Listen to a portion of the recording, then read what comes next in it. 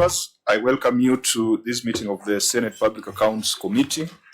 We started our meetings quite early in the morning, and as a result, we have had some scheduling conflicts, but nonetheless, the time we have spent has been well spent because with respect to the entity before us, I believe that half the work that we are to do, we have already done it because we have spent a lot of time with the Auditor General, bringing us up to speed on matters that have been dealt with, that do not need further interrogation, and matters, a few residual matters that will need to be queried.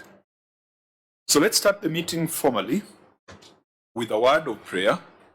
Senator Wambua, who is the resident bishop, in his absence, Senator Sifuna usually helps, but in his presence, in his presence, no one else can take that away from him.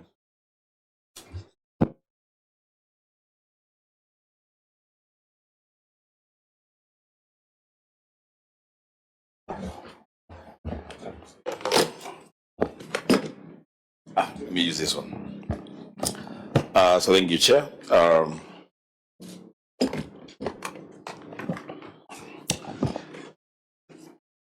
Let us pray. Almighty God, we beseech you to behold with your abundant favor and blessings, as your servants whom we be pleased to call to leadership positions in this republic. We seek guidance to treat and consider all matters that shall come, and our deliberation in so just and faithful a manner as to advance the peace, prosperity, and welfare of our country, and of those whose interests you have committed to our charge. Amen. Thank you, Senator Wambua. Again, for record purposes, I know today we have done a lot of introductions. Senators, let's go on record. Yeah. Atuma Dulo is your member. Senator Jones Maruma, Senator Taita Taveta, Vice Chair of this committee. Kwamboa, Senator Kitui, a member of this committee. Kongo Mogeni, Senator Nyamira, member. Edwin Sifuna, Senator Nairobi, member of this committee. Godfrey Osotsi, Senator Vihiga County, a friend of the committee. My name is Moses Otichillo Kajuang, Senator from Homa Bay. I chair the committee. I welcome all the senators. We quickly go to the clerks. Good afternoon, George Otieno, committee clerk. I'm going to deputy committee clerk. Sumali Hira, research. Faith Cheruto, legal counsel. Shalim Simbi, Hansard officer. John Chege, Sergeant at Arms. That's all from us, Chair. You are all welcome, the OAG. Good afternoon, Chair members. I'm Muruki Patrick, the liaison officer. Good afternoon, members. Chair, my name is Joseph Karanja, Kisumu Regional Office of the Auditor General. That's all, Chairman. You karibuni OAG. ISPAC. Thank you, Chairman. CPA Charles Tunga, ISPAC liaison. Thank you. You're welcome. National Treasury. Good afternoon, everyone. My name is Edith Kanata from the National Treasury. Karibu, Control of Budget. Good afternoon, Chair. My name is Gilbert Gachanja from Office of Control of Budget. Thank you. Okay, we should be having the EFCC in the room, but they'll introduce themselves when they get here. Any other stakeholder we have left out? I think we had the Public Sector Accounting Standards Board in the morning. We are done with them. So we go to the Governor Vihiga. Governor Vihiga, please go on record. My name is Wilber Otichillo, Governor, Vihiga County. I'm accompanied by various officers, and I would like them to introduce themselves, starting with the CEC in charge of finance and planning. Proceed. Honorable Chair, honorable members, ladies and gentlemen, I'm Mulongo Mesha Konzere, the CCM Finance and Economic Planning, Vihiga County. Honorable Chair, my name is CPA James Atemba Halai, the Chief Officer in charge of Finance. Honorable members, I'm Joan Owako, Head of Financial Reporting Unit. Honorable Chair, members, I'm CPA Keverenge Joseph, Chief Officer, Planning, Budget, Monitoring and Evaluation, Vihiga County. Honorable members, my name is George Omsula, Director Revenue. Chair and honorable members, my name is Agribiel Omsiega, the County Attorney. Chair and honorable members, my name is Wilfred Amasaka, Director Human Resource Management, Vihiga County. Chair and honorable members, my name is Joseph Karungani Lurani, the CCM in charge of Commerce, Tourism and Cooperatives. Chair, honorable members, I'm Dr. Richard Boyo, the Chief Officer in charge of Environment, Energy, Natural Resources and Climate Change, Vihiga County. Thank you, Chair and honorable members. My name is Dr. Mary Susan Anyenda, Chief Officer Health Services, Vihiga County. Thank you. Chair Ometale Tunya, Chief Officer Transport and Infrastructure, and also Acting Chief Officer, Office of the Governor. Thank you. Chair and honorable members, my name is Laura Kisaka, Head of Procurement, County Government of Vihiga. Chair, honorable members, my name is CPA Isabel Pili, Accountant. Honorable members, my name is CPA Sheila Lwali, Accountant. That's it from for the delegation from the county executive. Clerk, did you invite the county assembly? Yes, Chair, we did, but we have no word from them. Okay, so that's unfortunate because we all have the same constitutional timelines. We would have wished them to be here, but that does not take away their mandate. We proceed to the next order, which will be administration of oath.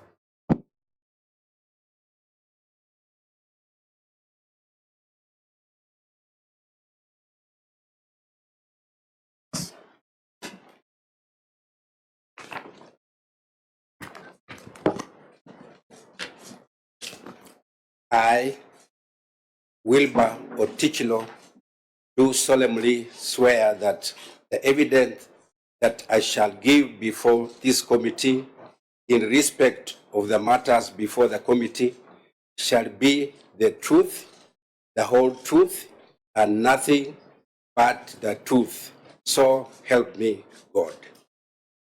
Next will be for you to table your written responses.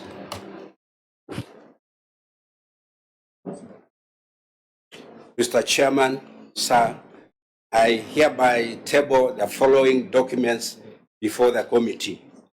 The management responses accompanying annexures on the report of the Auditor General on County Executive of Vihiga for the year 2024-2025. The management responses and accompanying annexures on the report of the Auditor General on the receiver of revenue statements for the County Executive of Vihiga for the financial year 2024-2025. Then lastly, management responses and accompanying annexures on the report of the Auditor General on the County Revenue Fund for the County Executive of Vihiga for the financial year 2024-2025. Thank you. Fine. Auditor General, could you tell us whether, or first of all, Clerk, can you make sure that members, because we had directed that copies be sent in advance, and if the files before us are the copies, can you confirm whether they were filed on time? Yes, Chair, I confirm that we received the responses in good time. OAG, can you confirm whether you've gone through them and you're ready to proceed? Chair, we received the responses in time and we are ready to proceed. If that is the case, unless there is any preliminary matter, I would request that we go straight into the report of the Auditor General for the executive and for the receiver of revenue. And even as we do so, this is historic. I think the Senate, the Public Accounts Committee, and the Public Investments Committee has for the first time complied with the provision of the Constitution. That when the Auditor General brings reports to Parliament, Parliament shall consider and debate those reports within a period of 3 months. So this time round, Senate is doing what is required by law. And we expect that whatever proclamation we make, whatever resolution we arrive at, through this constitutional process, those entities that are required to implement will do the right thing. If we make recommendations for investigation, we expect the EACC to do the right thing, because the Senate has also done the right thing by considering these matters in a timely manner. Governor Otichillo, you are the first governor to appear before this committee for the financial year 2024-2025. So I hope you're going to set the tone. You set the wrong one, and then the other 46 might also go wrong. You set the right one. We hope that others will also go right.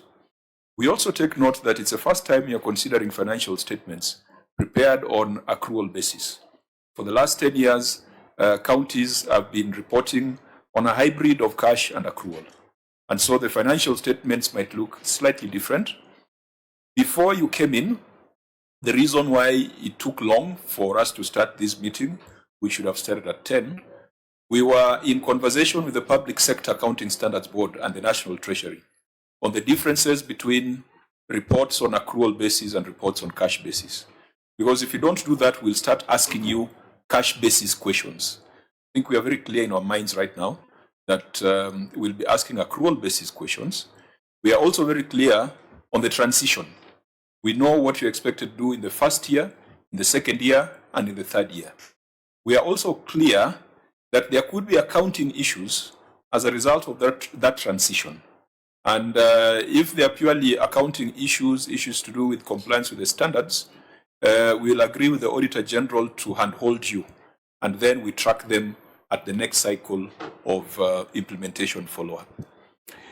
Therefore, in as much as we have fairly long reports here, citing quite a number of issues on standards and preparation of financial statements, we want to focus more on lawfulness and effectiveness in the use of public resources. And if there are issues arising out of the transition from cash to accrual, we will get the advice of the Auditor General on how that can be worked on within the 60 days or 90-day implementation period. So, Auditor, could you tell us what the opinion was on the executive before we go to the basis of that opinion? Thank you, Chair. Report of the Auditor General on County Executive for Vihiga for the year ended 30th June 2025. Report on financial statements was a qualified opinion. So when it comes to the qualifying issues, what was the first basis for qualification? You may just read it and then we direct you. One was failure to capitalize property, plant and equipment. Paragraph number 2, unsupported software license renewal. Let's just go procedurally. So number 1, what was the issue? Failure to capitalize property, plant and equipment. The substance? The statement of financial performance statement reflects an amount of Kenya shillings 1,432,268,408 in respect of use of goods and services as disclosed in Note 8 to the financial statements. Included in the amount is expenditure of Kenya shillings 307,636,974 incurred on rehabilitation of civil works, and an expenditure of Kenya shillings 303,085,635 incurred on constructions of civil works, or amounting to Kenya shillings 610,722,609. Review of records revealed that the two expenditure items were of capital nature and should have been capitalized in accordance with IPSAS 3 on transition to accrual basis of accounting. In the circumstances, the accuracy and fair presentation of the expenditure amounting to Kenya shillings 310,722,609 shillings and the use of goods and services would not be confirmed.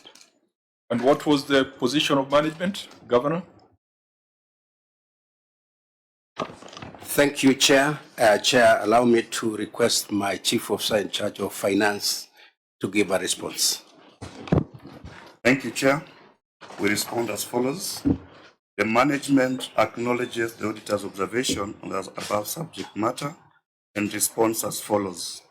During the preparation of the financial statements for the financial year 2024-2025 financial year, We relied heavily on the general guidelines on asset and liability management in the public sector from the National Treasury, that's the National Assets and Liability Management Directorate.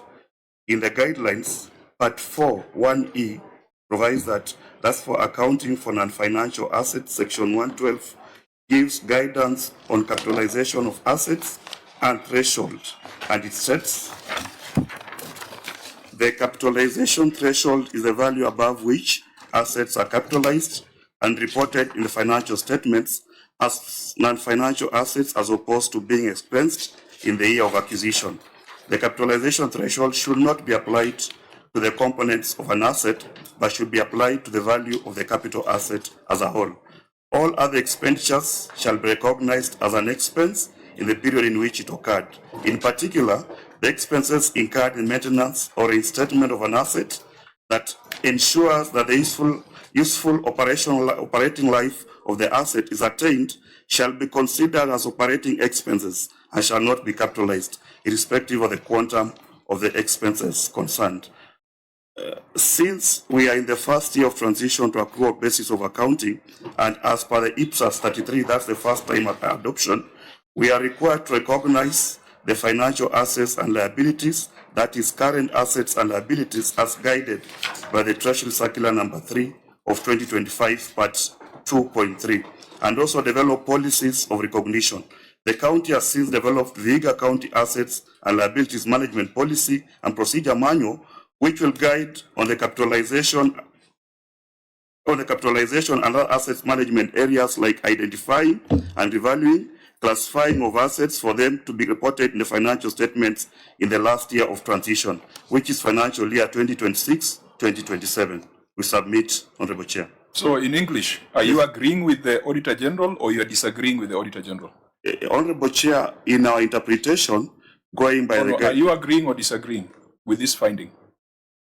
Initially, we had disagreed. What should have been capitalized? Initially, we had disagreed, Chair, but upon engagements with the OAG, we have reached an agreement that this adjustment should be made as a prior year adjustment in preparation of the financial year 2025-2026, so that whatever was expensed is now capitalized under PPE. Auditor General, 610 million is above 10% of the county's overall expenditure. Because you must be clear, ni pesa imepotea ama ni maneno ya bookkeeping? This is an issue on bookkeeping. As we told them all the assets acquired during the financial year under review, they have the historical costs, they have the documentation, so they should be captured in PPE, not expensed. So what's your recommendation? Our recommendation is they are made the financial statement during subsequent year on capital items that has documentation and historical costs to be capitalized and not expensed. So we should start seeing those adjustments in the quarterly reports? Yes. So this is a matter that we can leave for implementation follow-up? Yes. Okay, members, unless there is any query, it's 610 million, auditor amesema haijapotea. It's just that imewekwa kwa bedroom instead of sitting room. Isn't that just a classification issue? Yeah, we would give you a slap on the wrist because it's a first year of transition. But I think after a period of time, Senate will not be lenient. It's just that this is the first time you're doing this kind of transition. So we keep that in view, and as we are taking a resolution to the House, it's something that we can track in the next implementation review cycle. And Chair, Vihiga has developed County Assets and Liabilities Management Policy and Procedure Manual. It would not be the same county-wide, it will just be unique to Vihiga. And we are saying moving forward, maybe we should have a general one that is acceptable county-wide. But it's good for Vihiga for having developed this policy. We can give it to them. Fine, we can proceed to the second matter of software licenses. For purposes of time, the OAG, we had gone through this earlier, and you had indicated that notwithstanding your findings, subsequently some supporting documentation was provided. Yes, Chair. Okay, just summarize what you had reported here and the current status, and then we can hear from the governor. Because if this audit was done last month, we're in January, the question would be, where were the documents in December? Why were they not provided in December and they're now being provided in January? Unless they were being, which word did you use? I asked Kiwi to talk about cooked something. Unless they were being cooked. Okay, fine. OIG? We're saying on summary, Kenya shillings 3,200,040 shillings incurred on software license renewal revealed that key supporting relevant documents were missing and lack of valid contract agreement to support the expenditure incurred on software license renewal.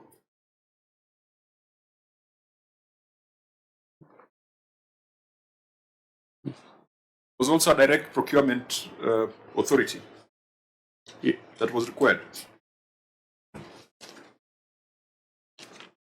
Your second last paragraph. Yes, further, there was no documentary evidence to show that the management reported the direct procurement to the authority within 14 days after the notification of the award of the contract, since the value exceeded 500,000 and there was no approval by the accounting officer for use of direct procurement method. Contrary to Regulation 91 of Public Procurement and Asset Disposal Regulations 2010, which provides that an accounting officer shall, within 14 days after the notification of the award of the contract, report any direct procurement of a value exceeding 500,000 to the authority in a format provided by the authority. So, OIG, since we have the written response here, which is fairly detailed, and the county are pointing us to Appendix 2 with a need assessment report, extract of PPRA report, user points, and license renewal contract agreement. Have you reviewed those documents, and do they satisfy the questions that you had asked at the time of audit? Yes, I've reviewed them, and they have responded to the issue, because the issue key here was failure to provide documents at the time of the audit. Governor, why did this matter have to come to the Senate if the records were available at that point in time? Thank you, Chair. I think I would like to ask the Director of Procurement to give her details on probably why these were not submitted to the auditor at the right time. And Director, with due respect to time, restrict yourself to that which the governor has asked you to do. Why they were not provided at the time of audit.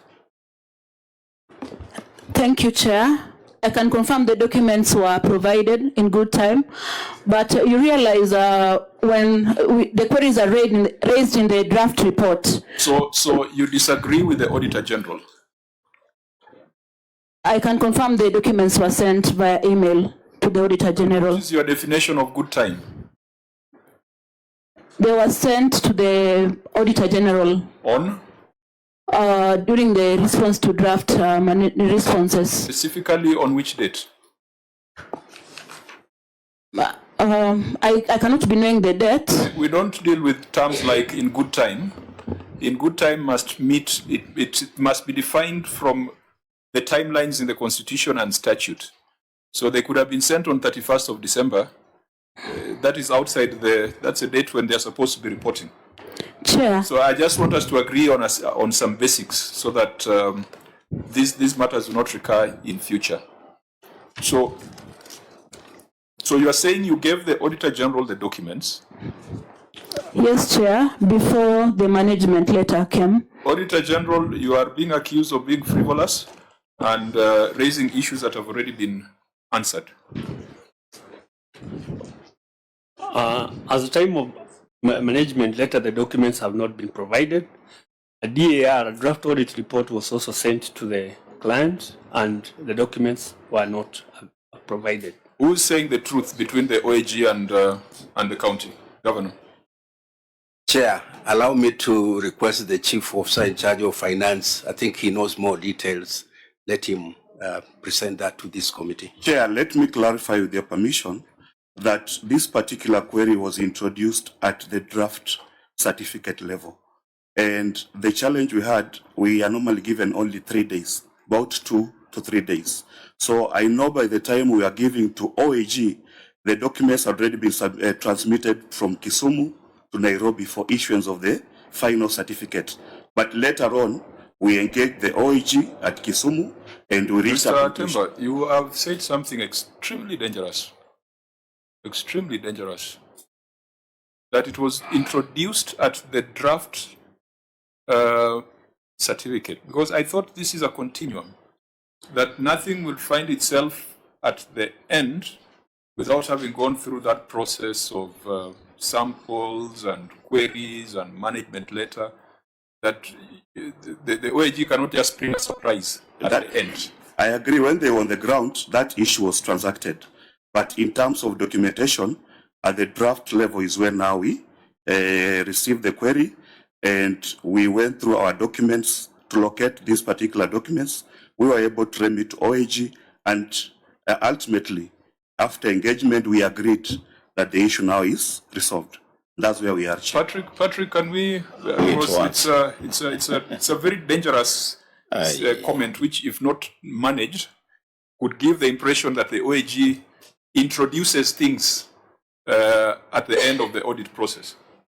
Chairman, it's not possible to introduce a new thing, and if that is the case, that query then must be communicated to the entity, and they are given adequate time to respond.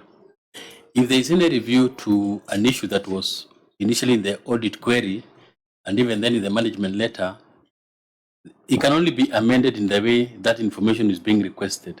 But you cannot introduce a totally new thing at the point of draft report.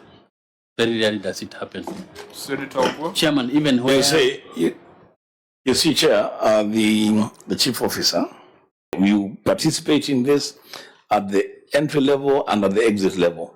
Is this a matter that was just sprung at your officers midway or towards the end of the audit cycle? Thank you, Chair. Chair, the issue here is that these documents is clear from my two officers that they came in late when the auditor already had processed and moved forward. So it's clear that these documents came in late. Which documents, Chair, came in late?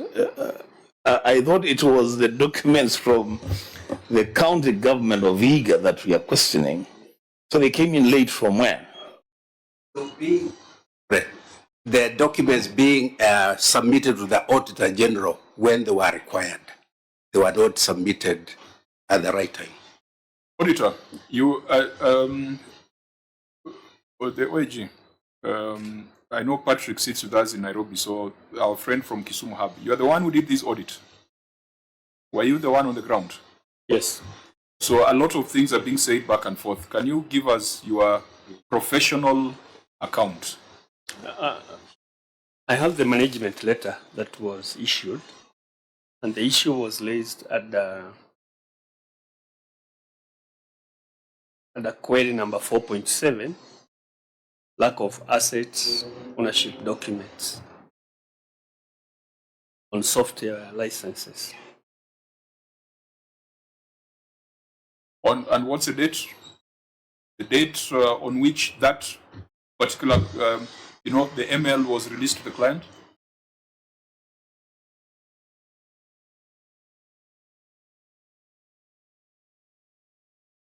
Mm, 13th October. 13th of October. And the draft certificate came, because I think these ones were signed on 8th of December.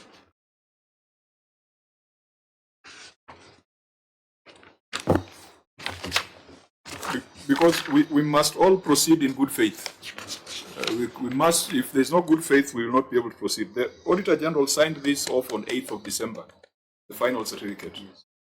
So a very simple question is now giving birth to unnecessary doubt on the process. But I will be very hesitant to lay the blame on the OAG on this. That responsibility must be carried by the county. And maybe that's when now we need to look at Section 52 of the Public Audit Act and recommend accordingly. Senator Osotsi, you wanted to raise something? I think, Chair, I think these licenses were in respect of the GIS software, which is one of the good things that we have done as a county. But I think when you go through the documentation here, particularly the agreement, I don't know whether the auditor had time to peruse the agreement that is attached, because the agreement seems to be saying that the contract period was October 2024 to October 2025. So maybe you can indicate to us the current situation. Are the software licenses current or they have expired as well? And then I would also want to know what is the arrangement in place? Are these software licenses paid annually or it is an extended period of time? So that they don't have to keep on writing agreements every year. So for example, me and you come from the IT world. You know that you can have an agreement for even 5 years on software licenses. So you don't have to be paying every year and writing agreements, and therefore avoiding a query like this. So the agreement that is attached here is actually for last year, not current. So even if it was provided to the auditor, it was an outdated document. They should have provided one that is current. So maybe the officers involved can tell us what is the current situation on this matter. Yep, Governor, this is what happens when you come with documents to the Senate. They are subjected to further scrutiny. And the easier thing is to ensure that you provide that evidence to the Auditor General. Yeah. But now that it is before us, it has to be opened up. Yes. You have heard the question from the Senator? Yes, I've had the question from the Senator, and I would like the Director of Procurement to give a response. Proceed.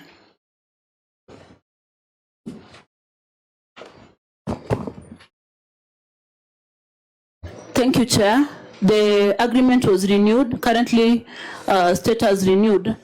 Then the reason why we did an agreement for 1 year, that was the available funds as at that time. So we were able to rebudget this financial year, and the agreement was renewed. Thank you. So maybe there are two things here. For the earlier conversation on whether documents were provided or not, we shall make a recommendation and in line with section 52. Is it 52 of the Public Audit? 62. Is it 52 or 62? 62. 62 of the Public Audit Act, because we do not sound satisfied that there was a good reason for non-provision of documents. We have tried to ask you to justify why they were not provided, and you have raised more allegations than dealing with the substance.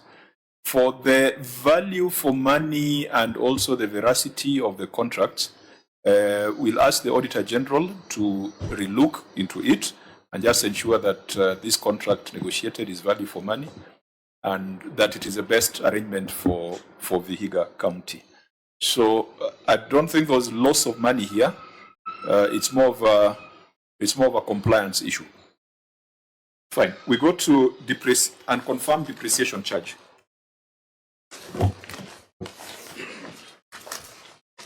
Now earlier in the morning, we were talking to the National Treasury and the Public Sector Accounting Standards Board. Sorry, Chair, before we move. So who is to blame for the late submission of documents? It has to be the accounting officer. Then why can't we recommend some action?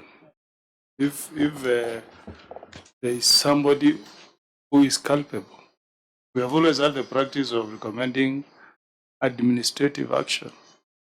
Yes, yes. Because Section 62 has got very clear provisions on how it should be enforced. Yes, Chairman. Because section 62, even though 62 is towards investigation and prosecution, do we go that route, or we just direct the CEO to take administrative action? You know, Chair, I think previously what we have done, according to tradition, is that we have directed administrative action, and it forms the basis of the next cycle of audit, so that then the entity will report to us what administrative action was taken to cure. Yes. Failure to which we can recommend investigation and prosecution. Section 156, is that the Public Audit Act? Yeah, so Senior Counsel, So I think let's recommend that administrative action be taken. Yeah. So that in the next appearance, the governor can tell us what action was taken. And administrative action, Governor, as a CEO, you know, when we direct administrative action, governors go back and fire everybody. Yeah, that's administrative action. But administrative action could also be training, could be reprimand, could be transfers. I mean, it's unless you want us to tell you what to do with your officers. Chair, I think I take what you have said, that I'll take administrative action, but not a very hostile one.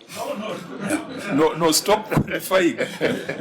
No, Chair, I don't think the governor should tell us what action he would take, whether it is it's tough or lenient.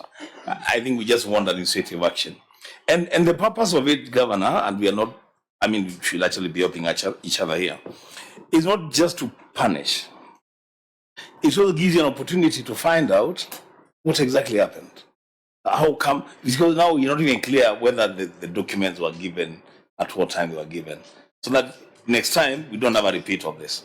Yeah. Fine, so you take notes. So we'll have another implementation follow-up meeting. I think once the Senate adopts our report, and you'll have to provide evidence of the action that you have taken. We will not tell you the severity, but it is upon you as a CEO. Failure to which we shall recommend the provisions of Section 62 of the Public Audit Act. Senator Cherarke has just come in and is already disrupting the meeting. So can you go on record? No, Chair, is Senator Wambua, who is excited. He wants to listen what we were discussing in State House, but that is beside the point. Chair, my name is Cherarge Kiprotich, Senator of the Republic of Kenya from Nandi. Karibu sana jirani.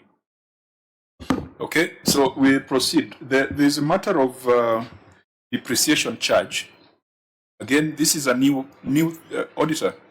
This is a new thing coming with the accrual basis of accounting. Yes, from the National Treasury, they issued a policy, but also the counties, due to their specialities, they're supposed to come up with a policy on depreciation charge of the assets. Was this to be done within the first year of the transition? Yes, because the assets acquired and those that were recognized, they were supposed to be depreciated.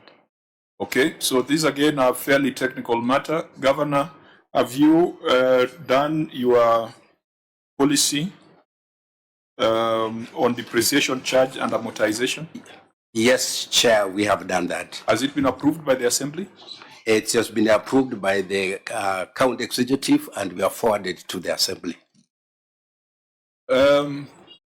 Auditor General, is this a policy for approval by the Assembly? You see, policy is a province of the executive, unless it's a significant policy that comes as a sessional paper. Why would you? What's the background? Why are you asking the Assembly to approve a depreciation policy, which is fairly technical and executive? At executive level, if they approve and adopt, it's okay. But at County Assembly, where we recommend is, in case of any legislation that is required to implement that policy, it's the County Assembly maybe decide to come up with a registration. So Governor, are you taking this policy to the Assembly? We have already forwarded the policy to the Assembly for noting because it's a technical document, but the requirement is that we take to the Assembly for them to note, the relevant committee to note and record that this policy has been approved. Chair. Senator Maru. Yeah, maybe Governor, point us to the policy, because you're saying that during the preparation of the financial statements 24-25 fiscal year, we relied heavily on general guidelines on asset and liability management in the public sector from the National Treasury. And then you say that in the guidelines, Appendix 4, schedule of useful lives and depreciation gives depreciation and amortization rates for different classes of assets. Can you point us to that Appendix 4, which gives that schedule? Chair, let me request OACO to point to that section where that is covered.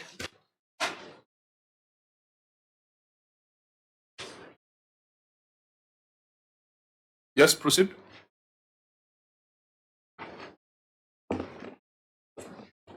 Thank you, Chair. The Honorable Senator just confused me a little late. Are we in question 1 or question 3? Question 3. You are saying that Appendix 4 gives the schedule of useful lives and depreciation, and amortization rates.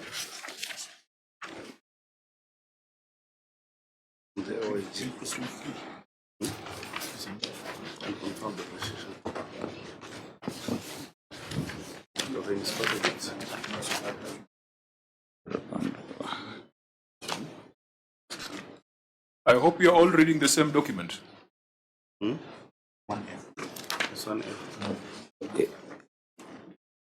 I'm just checking for the page. So the appendix is 1A. So in page, in this policy, the schedule 4 is on page 78.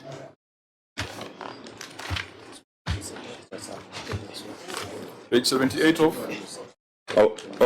the appendix. We have attached appendix 2, appendix 1, appendix 1A. Of those documents, we have the assets and liability management policy. Then we go to appendix. In that policy, we go now to page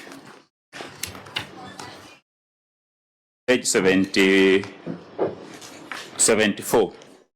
From page 74. It's from page 74. Page 74 of what? Of the policy, the assets and liability management policy. We have attached it as an appendix 1A. Is there page 74 in appendix 1A? You didn't serialize your pages. Sorry, Honorable Chair. We didn't attach the full policy, but I'm having a copy of the complete one. But you are supposed to come and demonstrate that you have a policy. Now you want to introduce evidence at this point, which you failed to do at the time of audit. We can't proceed like that. Through His Excellency the Governor, I can respond to that. The initial audit query was, we charged depreciation of 15,898,111. So initially, the auditor was alleging that we used an approved assets and liabilities management policy. But ideally, we responded by saying, in doing that, we based on the guidelines issued by the National Treasury of the assets and liability management in public sector from the National Treasury. So that was the basis then. But we have, however, gone ahead to prepare our own specific assets and liabilities management before you policy. go there, what you are supposed to do we use the national government guidelines. Here they are as Appendix 4 or whatever, so that we confirm that what we are saying is true. Now, if you say you guys are doing the right things and we have no visibility of that particular guidance, we'll not have done any serious job. And I think that's the challenge that my vice chair is putting to you, that can you show us here that Appendix 4 that you're talking about, so that we look at it and say, well, it's okay, you can use the national government guidelines. Before you go further. Yeah, because now the issue is marked as addressed. So we wanted to see what you had used and what is now contained in your current policy. It's a fairly simple thing. No, Chair, make it easy for the chief officer. Let him take us to that Appendix 4. Because he has made reference to it himself. It is his document. Then tell us, in this appendix, this is what we have done. Because I think for this issue to be considered to have been resolved, then there must be evidence for the resolution as captured in his own response. So, Chair, we submit that that particular one is not amongst our appendix. But however, what we carried is now the approved assets and liabilities management policy document. Now, between the time of audit and today, where is the evidence of approval? Because the other thing they're questioning is that you're using a draft policy. I think that's the main substance of that finding. So, do you have some minutes or correspondence to confirm that what was draft is now approved? Even what Chair is more confusing, did you use the draft policy as found by the auditor, or use the general one? Yeah. There's the whole of that confusion. Governor? Chair, I think when the auditing was done, we had the draft policy by then. But since then, that policy has been approved by the County Executive Committee, and there are minutes to that effect, although we may have not carried it here. Let me ask the auditor this question. And of course, you have to give it to me that this is a fairly new thing. Auditor, what was your finding? Is it that the amortization was based on a draft policy, or they used the national government guidelines? What is your finding? Because the query is different from what the answer is by the management. The depreciation charge is what was based on the draft policy, which was now the rider there that the county assembly had not approved the policy. I think this is a very, very straightforward matter. You, Governor, you and your team, you are making it complicated for no good reason. It's the first time we are looking at depreciation charge, because we were not looking at it under the cash basis. And so we appreciate that it's a transition. Policies have to be drafted, policies have to be approved. And where there is no local policy, we take the national policy for guidance.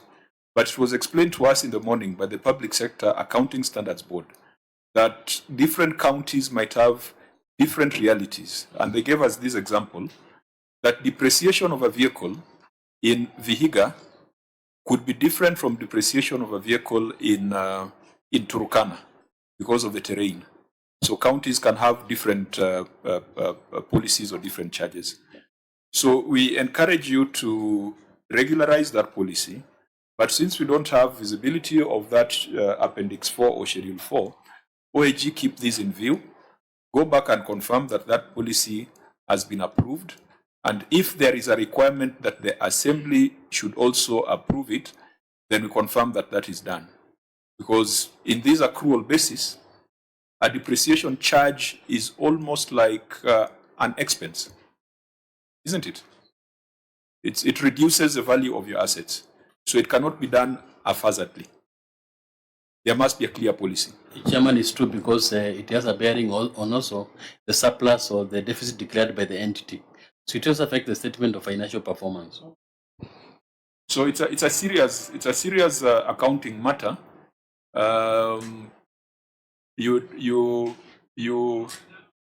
If you write down your assets haphazardly, then within 3, 4, 5 years, you find that your asset is at zero.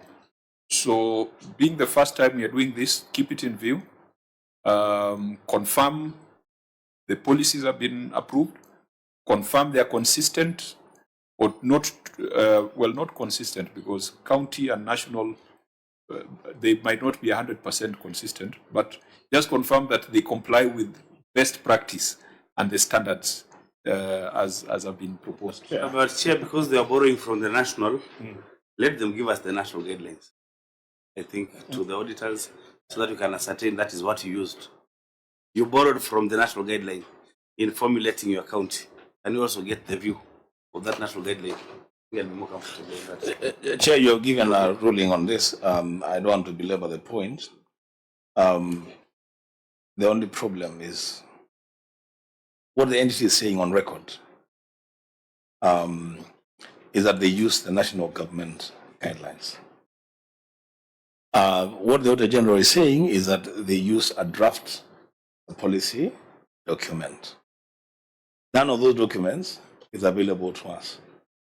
And I have said this many times, I will repeat it. We are not conducting audit here.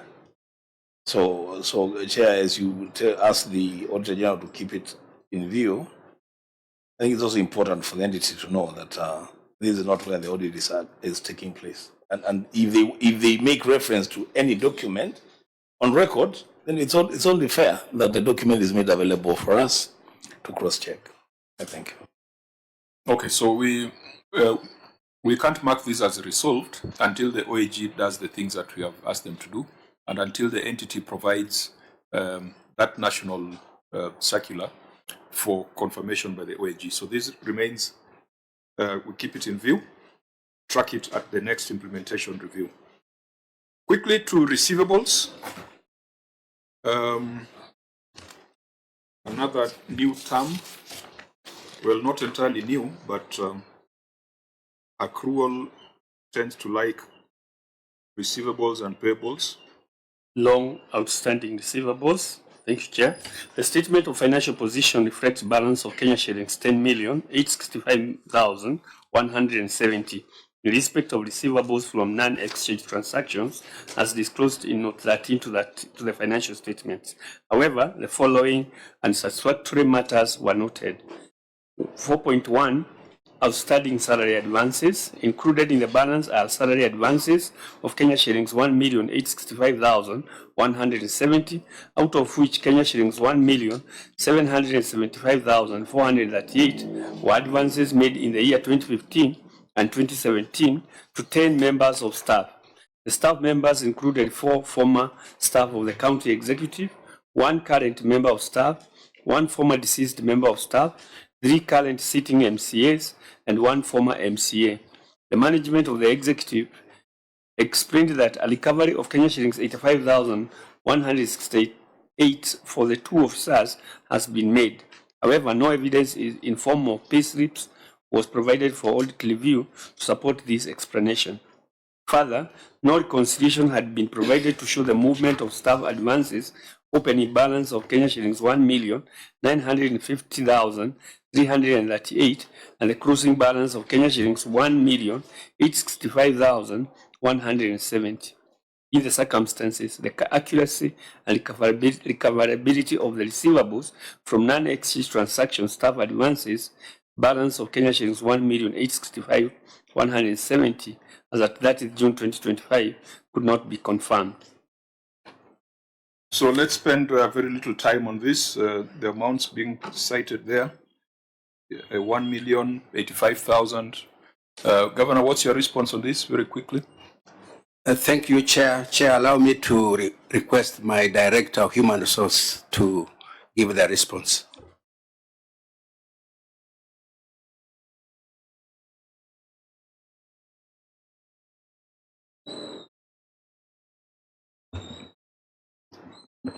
Director HR is in a blind spot, so maybe just move so that we can see you.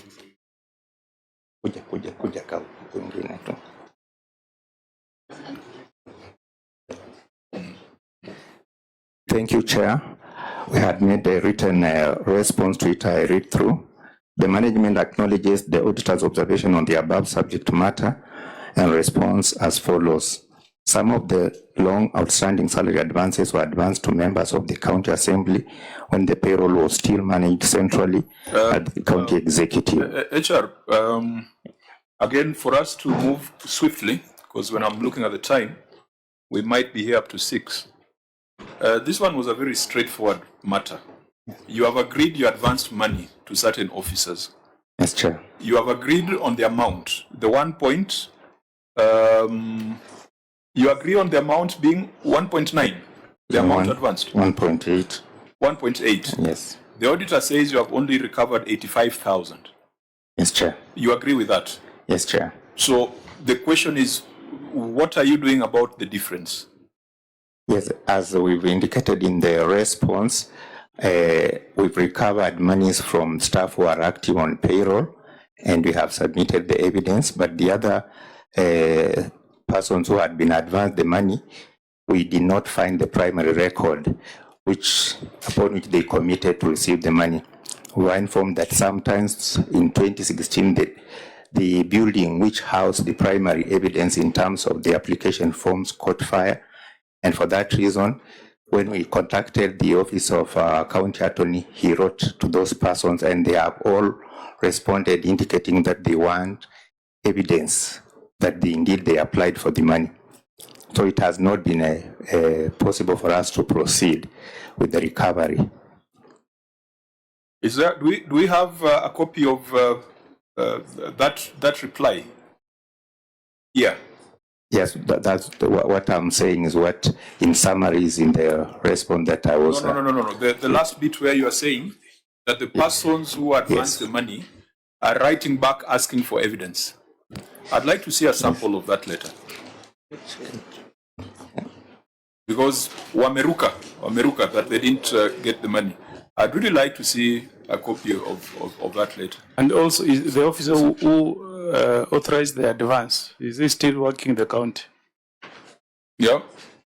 Because if it was... And then too, where is the evidence of that incidence of fire that is alleged to have broken out in Vihiga? Bottom line, Governor, pesa ya serikali haipotei. Either someone paid it out. No, it's not either.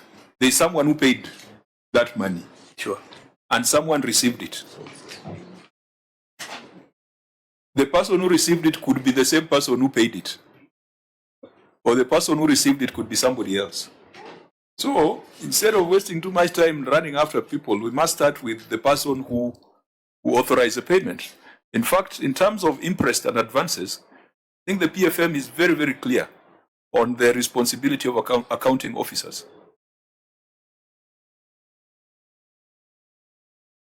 So, hii pesa iko wapi, Governor? This 1.6 million can build an ECD classroom.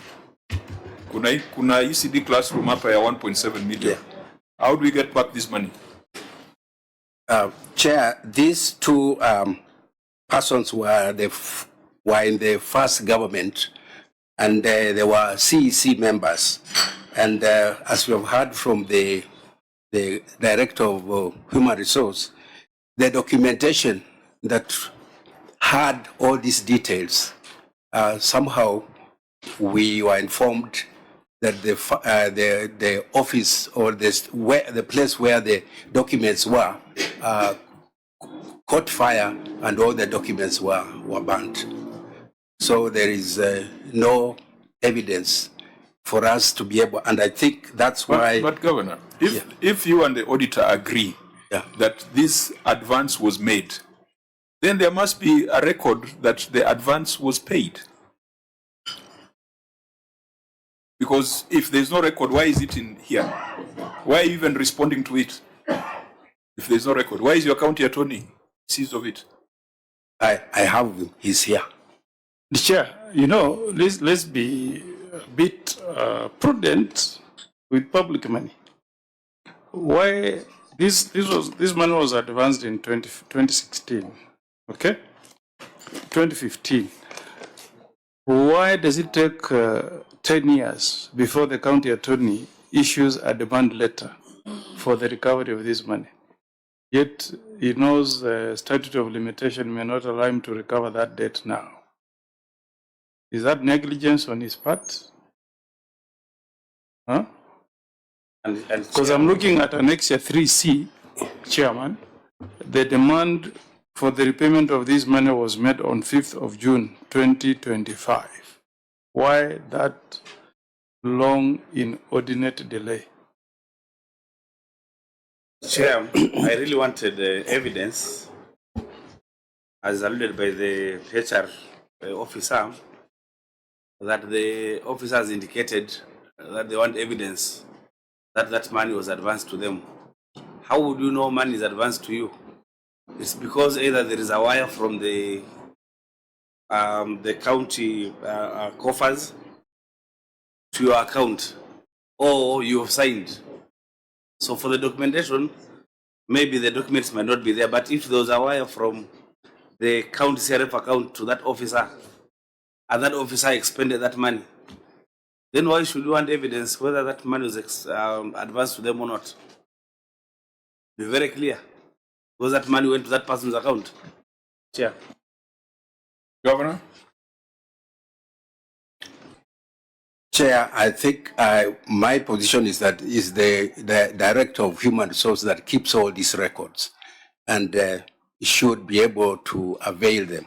But this is the explanation he gave, that he couldn't get the documentation because of that fire incidents which led to the burning of the documents.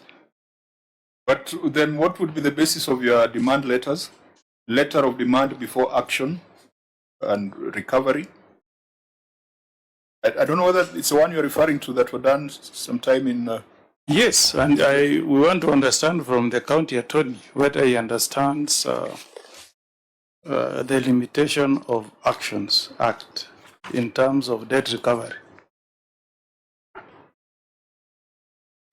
Chair,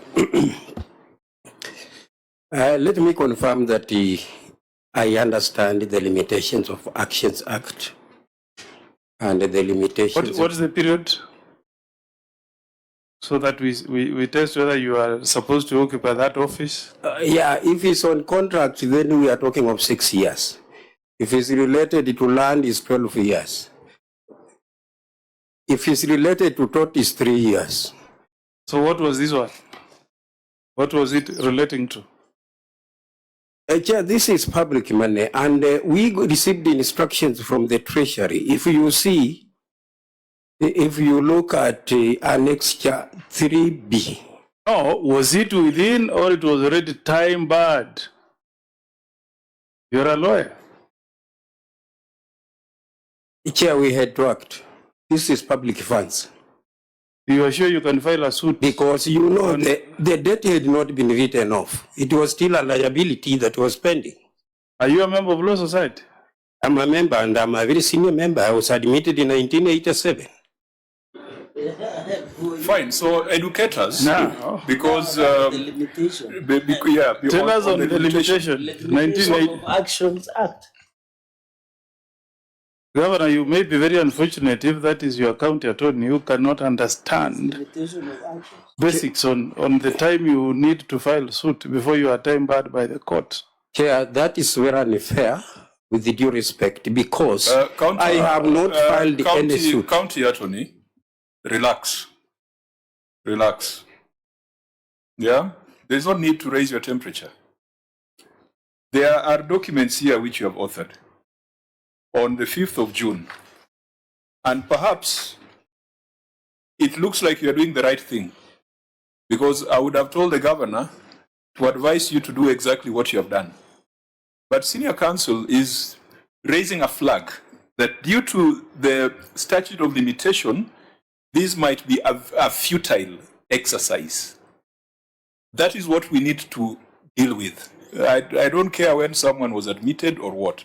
Is this a useful exercise or it is a futile exercise?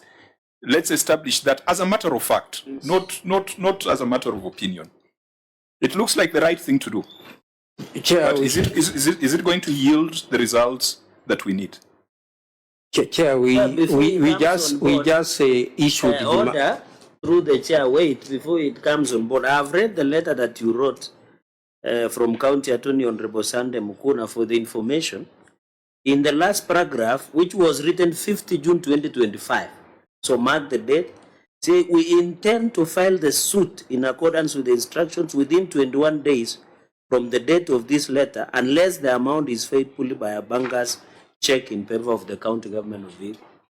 I thought I heard the county attorney say he never had intention of filing the suit. So is this his own letter, or we are reading other letters? It was written by him. And there's the Limitations of Actions Act. So where is he standing? So, because Governor, you might be pursuing this through the wrong rabbit hole. You might think that you can go to court and enforce recovery when the PFM Act and regulations would suggest a surcharge on the officers responsible.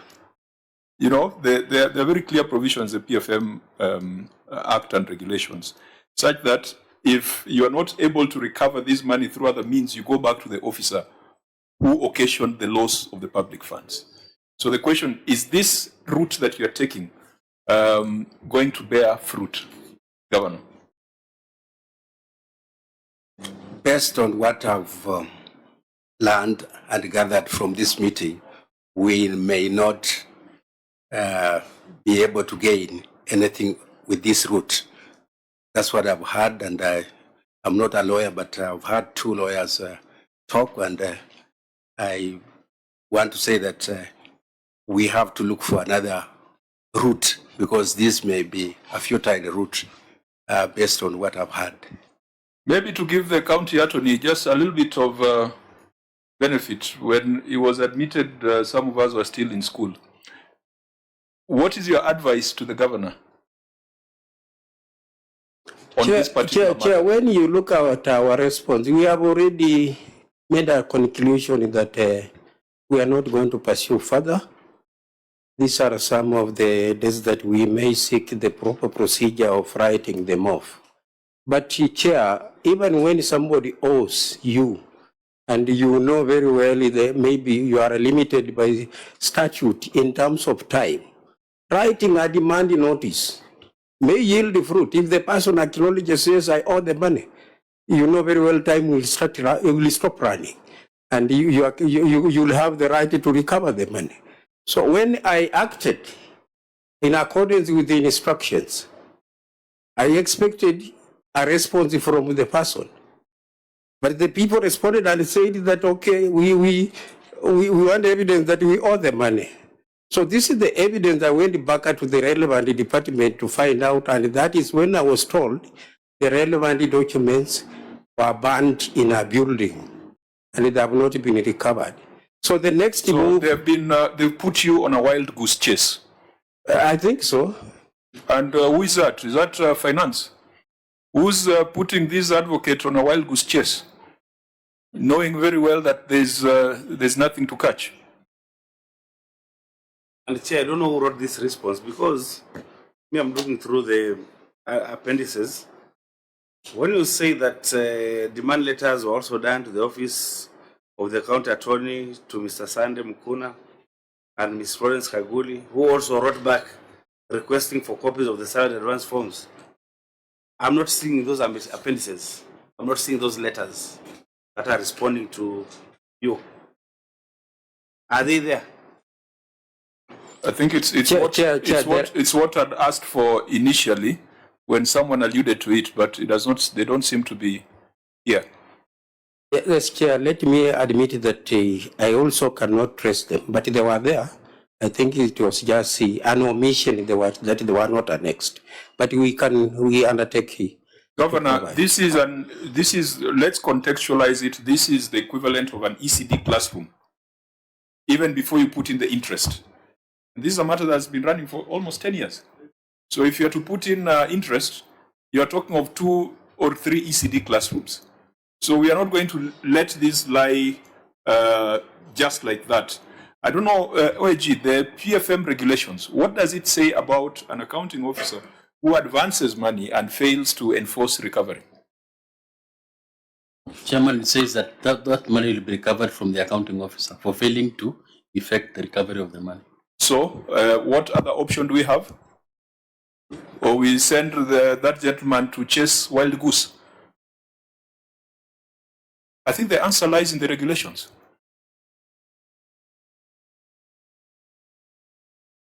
Maybe, Chair, could we also take the option of write-off? What does the law say about that? Because these individuals, I know them very well, and I don't think the county would be able to recover this money from them. So the other option is write-off. What does the law provide, and what attempt have they made to take that route? We would be very hesitant to recommend write-off at the first instance, because these individuals are saying, give evidence that we took the money. But there's evidence that money left the county.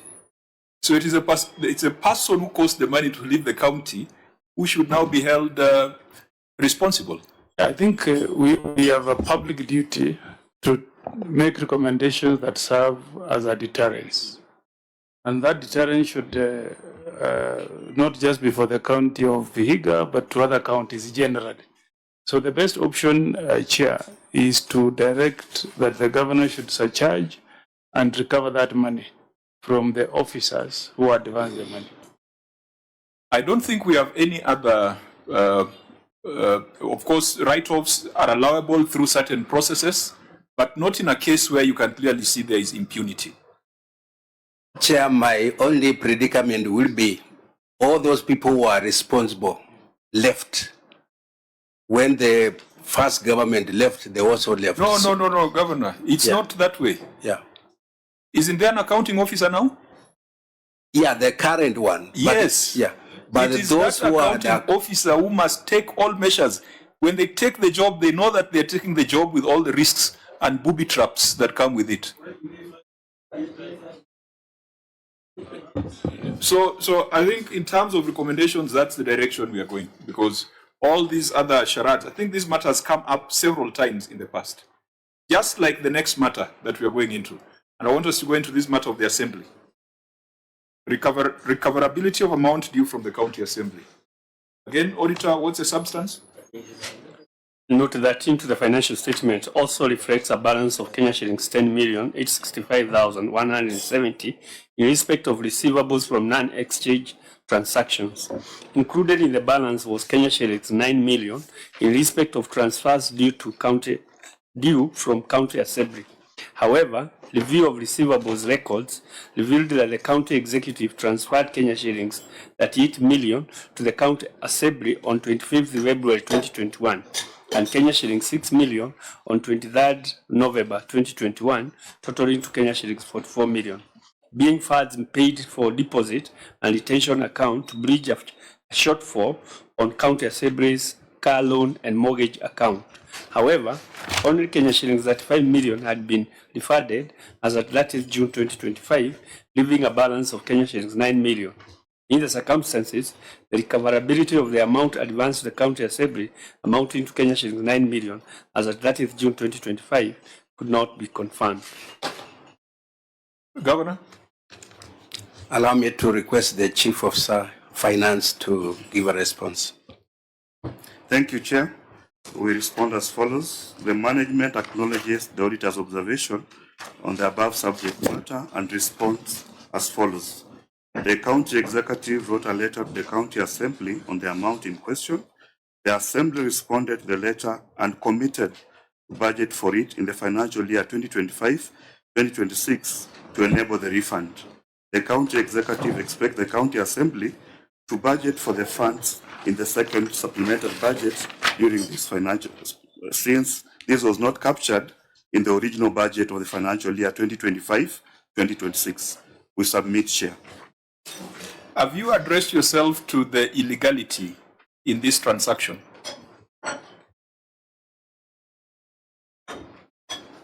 Do you see anything wrong with this transaction? Because you're acting blind to it. Yes, Chair. Is it legal to transfer money from deposits and retentions to the car loan and mortgage account of the county assembly? We agree it's not legal, Chair. So what do you say about that? What should be the what should be the consequence of that illegality? Is to have the assembly refund the money, Chair. No. To the county Leave executive. alone wait for the assembly. What is the intention of a deposits and retentions account? These are money for the clients. They actually, the contractors. Correct. And the other people. So are you allowed to move money from it to another fund? No, Chair. It is not allowed. They are not allowed. Now, who's the administrator of the deposits and retentions account? The chief officer? Yes, Chair, the chief officer. So, shouldn't we take very drastic action against the chief officer for allowing unauthorized withdrawals from deposits and retentions account? This is an issue that happened some time back, and we may not be very privy No. Stop giving excuses. Let's deal with it just applying the law as is. Applying the law as is. We've agreed it was an illegality. You see, you ought to have told us that to cure that problem, administratively we have put in place a policy, or administratively we have put someone on notice, or administratively we even transferred the officers. But you are acting as if you are oblivious to the fact that an offense was committed. This action is defined as an offense in the PFM. It is defined as an offense. So we must deal with that first before we go to the next limb of how the money is coming back from the assembly. Governor, what administrative action have you taken to avoid this kind of kienyeji transactions? This matter has came to my notice during the audit, and I have planned to take administrative action after this session which we are having. So I decided to come here, listen, and then from there I'll make a decision. So you want to use us? No. But I just wanted to listen and hear the views of the committee on this matter. Chair, also help me understand. I thought county executive and county assemblies have separate budgets. And in terms of financing this kind mortgage fund, is it financed from the county executive or from the county assembly budget? I thought it's financed from the county assembly budget. How come it was financed from the county executive? Or is it another thing to do that? I thought we'd have a county assembly budget, and one of the budget lines would be financing the current mortgage fund. Is it so? Yeah. Chair, just wanted to understand, how was this decision arrived? How did the county executive wake up and say, I'm transferring this money to the county assembly current mortgage fund? Did he act unilaterally, or he acted in consultation, or did he even seek advice from your county attorney? How was that decision made? Yes, Governor. I think I have my chief officer here who did. I think he should answer because he's here. He's the one who did it? No. Thank you, Chair. This was done in 2021-2022, Chair. And let me come on record, I came into office in December 2022. So let me be clear on that. You are an impartial person. You'll help us get a solution. So ordinarily, Chair, for that action to have been done, it requires definitely an approval of the county executive. And that's why I came on record earlier on to say, in the present circumstance, we may not be privy to what led to initial disbursement of these funds. But ordinarily, it requires approval from the county executive. And it starts with a requisition from the assembly. So if deposits and retentions has a deficit of 35 million, How were you paying the contractors when their payments were due? Because as you defined it, this is money for service providers. As in that caused another problem in another sector. What I would say, Chair, it caused a deficit on the deposit account because we continue receiving deposits every time we pay contractors. But now we agree there's a deficit of 9 million that needs to be pursued and recovered back to the deposit account. So I think we are all agreed that this was illegal and we must pronounce ourselves on that illegality of the unauthorized or unapproved transfers because if you are to put it in a language that the public understands, it's like you are stealing money from contractors and taking it to the members of county assembly. And that would be very sad if the members of county assembly who are supposed to represent the contractors, the suppliers, would be eager to take money from them for their own private purpose. I wish this money was coming to do something big, like something capital within the county assembly. Improvement of automation systems, Hansard, building another chamber. But we're taking money from MCA, from contractors and giving it to themselves as car loans and mortgages. I mean, it's untidy. Untidy is being kind, but it is theft. Theft is what it is. So this has to be cured. The people who made the decision must be held to account. Now, tell us how you are getting this money back in mitigation. How do you intend to get it back?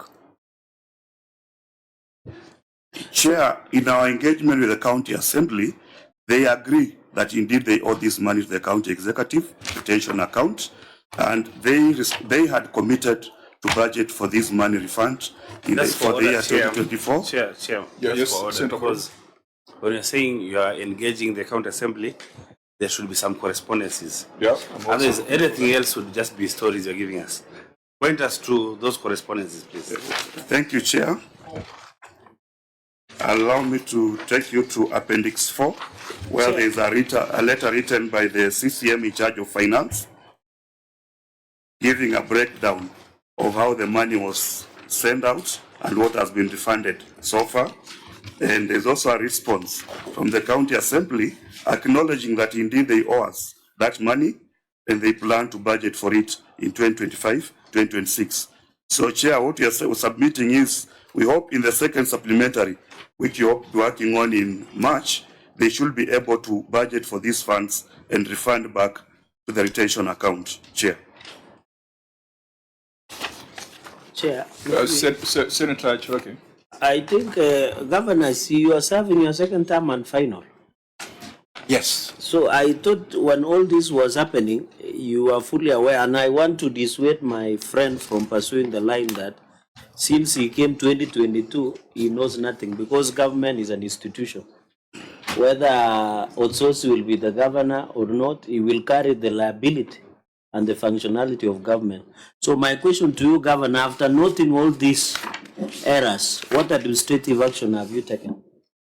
Because either some of them are still serving within your government, or what administration action did you take now and then, and what have you taken against concerned officers that put you into this mess as you pursue the county assembly through the budget? And then finally, through the chair, what gives you comfort knowing that the county assembly have the last word on budget? If wakiamua kukuruka, Yesu Kipetero, what will happen? And they can say their budget, the fiscal and the budget space is too small.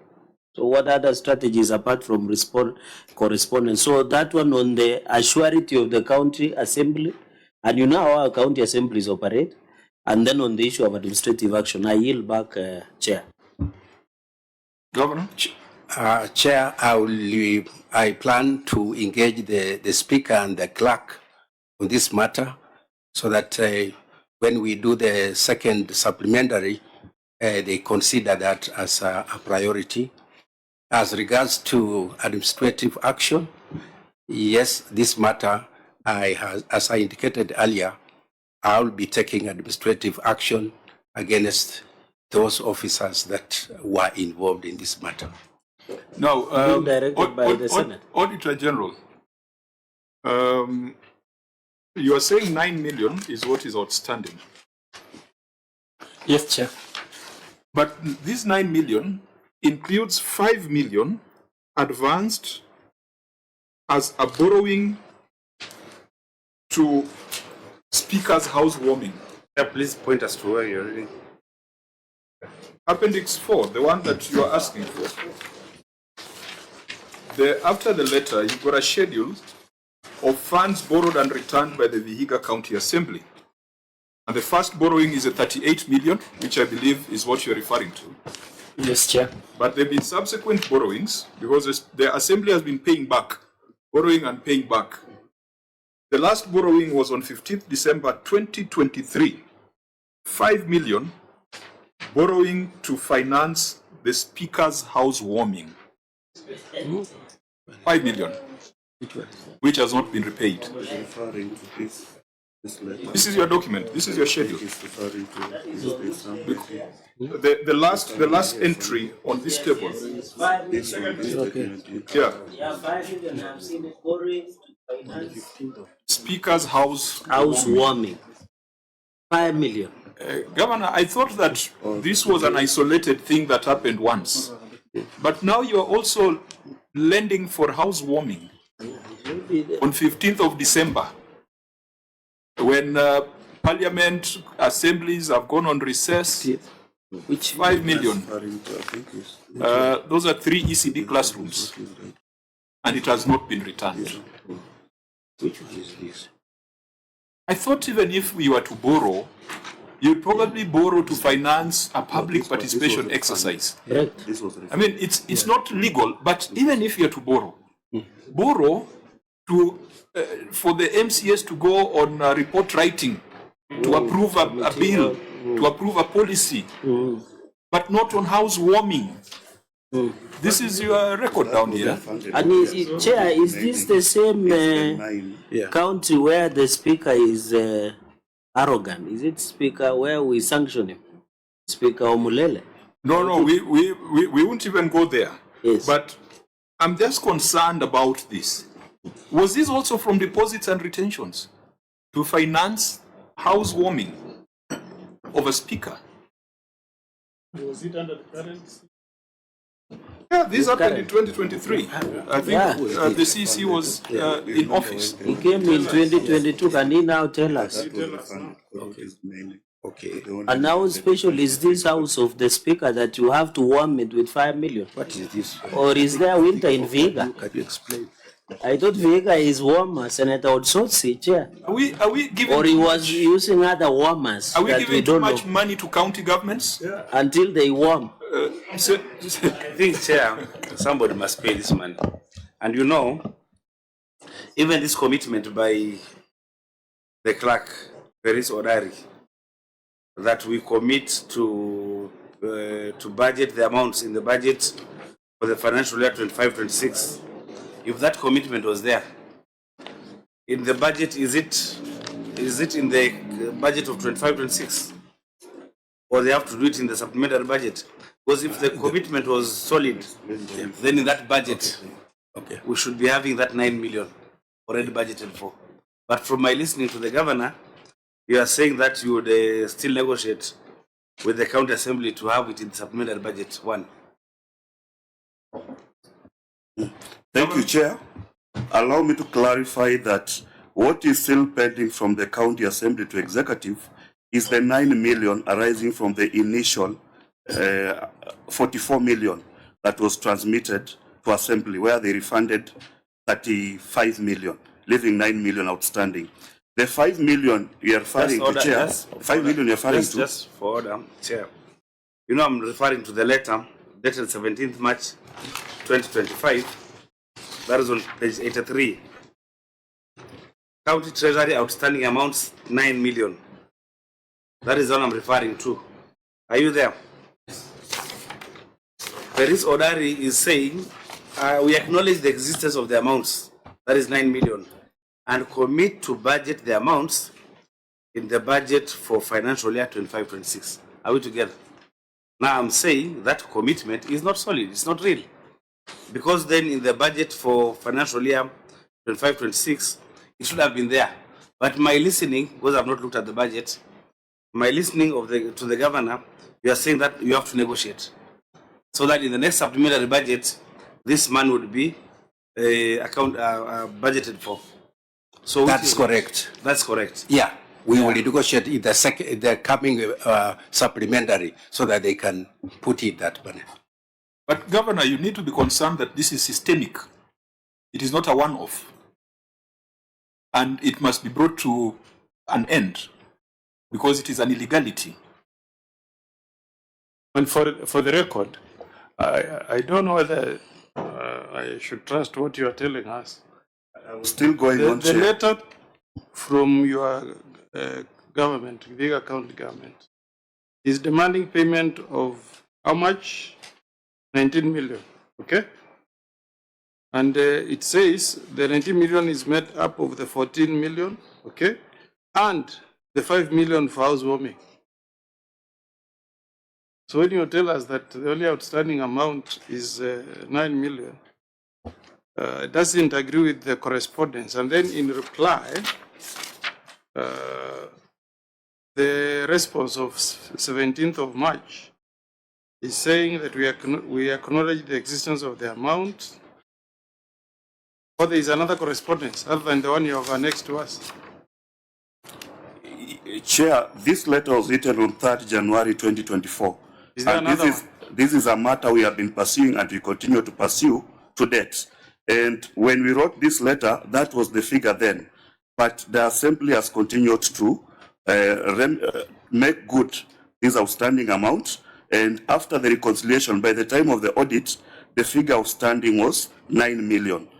The other 5 million that the chair had brought about related to an official function in terms of launching of the Speaker's House, which was official function, and that money was refunded. We can provide the evidence of refund with respect to the same. Before the refund, can you run us through the process? The process of sending 5 million to the Speaker for his house warming. What's the decision process? You sat down in cabinet, a paper is presented, the Speaker is warming his house, he needs 5 million to do so. We send it to him. Give us a flow. Or is it the CEO or CC just deciding, let's send 5 million to the Assembly? Ordinarily, Chair, it is initiated by a request from the Assembly, that is the clerk and the Speaker. Are we able to get evidence of that? Yes, we should be able to provide. Does it exist or it is going to be created? It exists, Chair, not be created, it exists. Fine, after the request? In that case, the request is made to the CCM in charge of finance and economic planning. Correct. Who ideally seeks the approval of the county executive, and if they're in agreement, we now disburse the funds. For that activity, ordinarily, Chair, for it to happen, the Assembly draws from the same revenue fund with the executive. No, just a minute. Let's go slowly. There are 5 transfers here, 38 million, 6 million, 15 million, 2 million, and 5 million, all cumulative 66 million. Are you able to demonstrate that the law was followed in all these transfers, or they fall in the same WhatsApp group as the one that we've prosecuted from deposits and retentions? If I was to send the Auditor General or EACC to look for the paper trail to support the 66 million and to confirm that it was lawful and prudent, will there be evidence? Chair, some of them are related, like the 38 is related to the 6. Remember, the OAG said total figure was 44 million. No, they can't be related. They are different dates. They are different transfers. Yes. 1, 2, 3, 4, 5. 5 different transfers, 66 million. And that's why I'm saying it's systemic. It's not just something that happened once. But if it's happening every other time, we would be happy to see whether you have put in place a process to ensure that it is not abused. Does that evidence exist? In the current status, Chair, That is the system we've put in place For the it to be 6, done. for the 1, 2, 3, 4, 5, 6, for the ones that you've attached here, remembering that this is your document, are we able to support through documentation that already exists, not the one that is going to be created, how this transfers and how the decisions were made? Yes, Chair, I may not guarantee for all of them, but I'm assuring the Senate that in the current situation... So you're talking of going forward. So we need to deal with this because this is an offense. You agree that we need to prescribe because we have done enough tests and diagnosis. Now it is time for prescription. I agree, Chair. Honorable members, what is prescription? In addition, the governor did not answer the basis and the justification, because you asked a question, are we giving them too much money until they decide to give housewarming? So I need, in anything, Chair, and to the governor, is there must be proper justification, even if it is legal, even if it is an official function. But the point is, give 5 million for the Speaker's housewarming, which the CCM has said that it is an official function. Is there a threshold on how public money should be used? And I think that should be the question. If today there is no drugs in where we were, what is the name of that place? Near Nyangori, and the Speaker wants to do housewarming of 5 million, do you buy drugs in Nyangori Center, or do you give the Speaker 5 million for housewarming just before Christmas? And if the Speaker wanted to see when Jesus was born in our hearts, you no longer need to celebrate. So the question is, where is the justification of releasing 5 million? And I've been listening to this. He has not given us a train of the justification of 5 million to the Speaker's housewarming. If they can give us then the justification, Governor, sorry, Chair, for that more.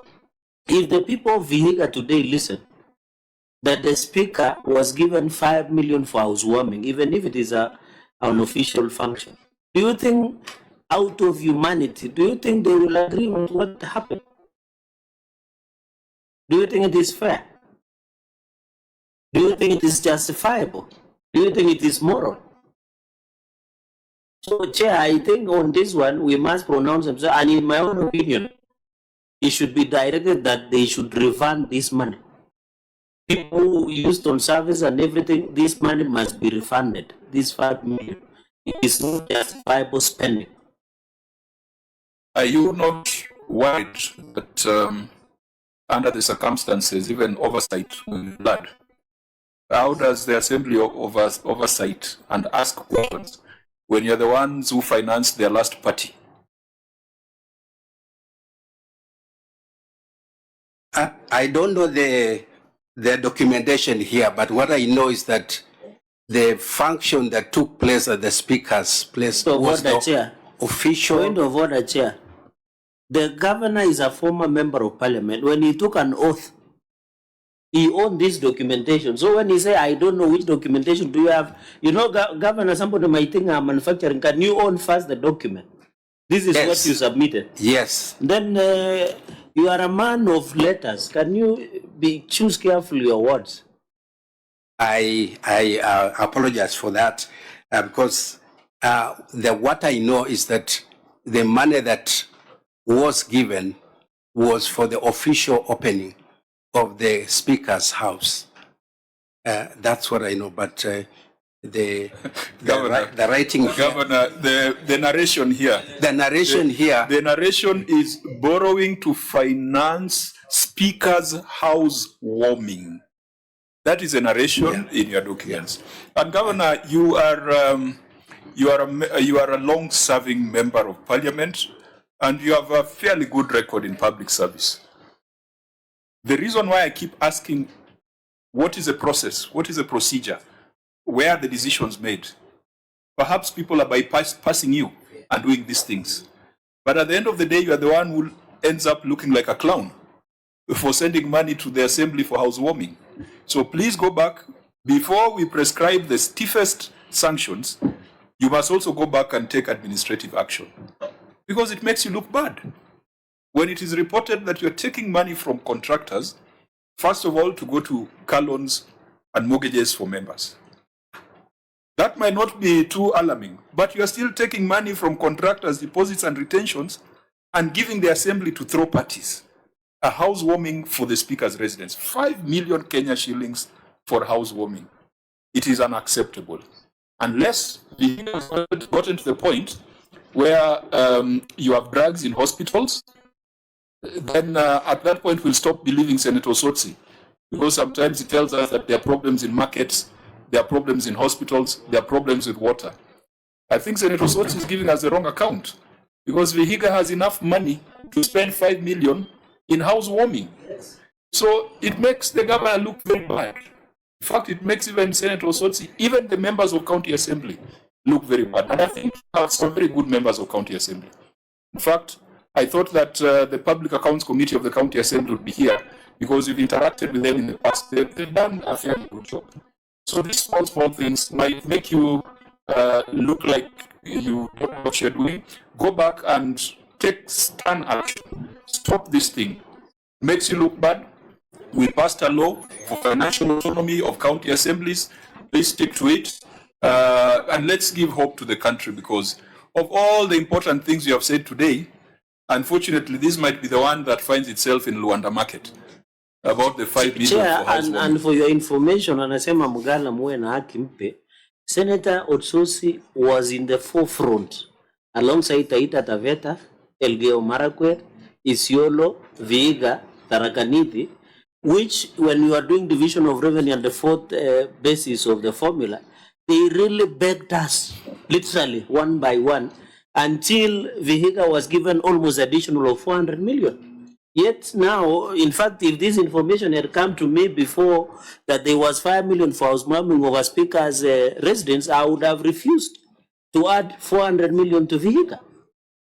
So, Governor, it cannot be that your senator is pushing us, telling us there are problems.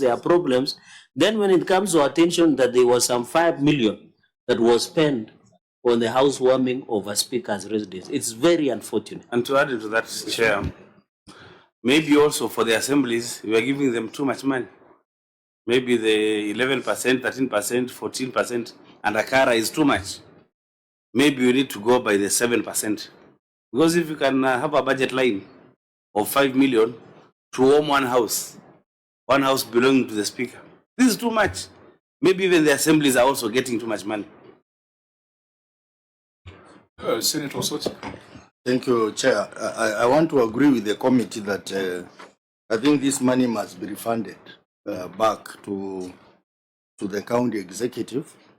But my concern is on the commitment by the county assembly to pay this money. Because if I look at the letter that was done on the 17th of March, this letter is not signed by the substantive clerk. It's signed by someone called Peris Odari. So maybe on that note, the executive should tell us, is there any commitment based on this letter to repay this money to the county executive? Why didn't the substantive clerk be the one to write this letter to the county executive? Who is this Peris Odari? Is it the deputy clerk or who is he? Yes, Because, she is the I know- deputy clerk. You don't have substantive clerk? There is a substantive clerk. Such a letter should be done by the substantive clerk because he is the chief accounting officer of the county assembly. So I know this could be murky waters for you as a senator, because for both the assembly and the executive, you are their representative at the apex. So we'll also look at the financials of the county assembly. We shall deal with Odari or the clerk at that level. But at this point, there can only be two things we prescribe. One is action be taken on the illegality of transferring money from ring-fenced funds without the necessary authority. That is an offense in the Act. Number two, the accounting officer must recover the funds. The Auditor General had read to us some provision in the regulations that places that responsibility on the accounting officer. So we will not be running after Paris. We are running after the accounting officer. We'll run after Paris when we are looking at the books of the county assembly. But as you're looking at the books of the executive, that responsibility, that duty lies with the accounting officer. OIG, Patrick, you had read that provision.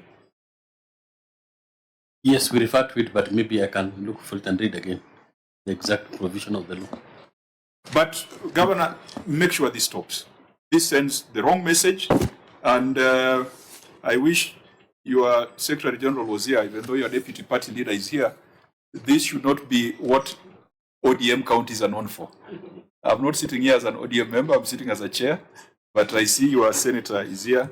Please change this narrative, do the right thing, stop this bleeding of public resources.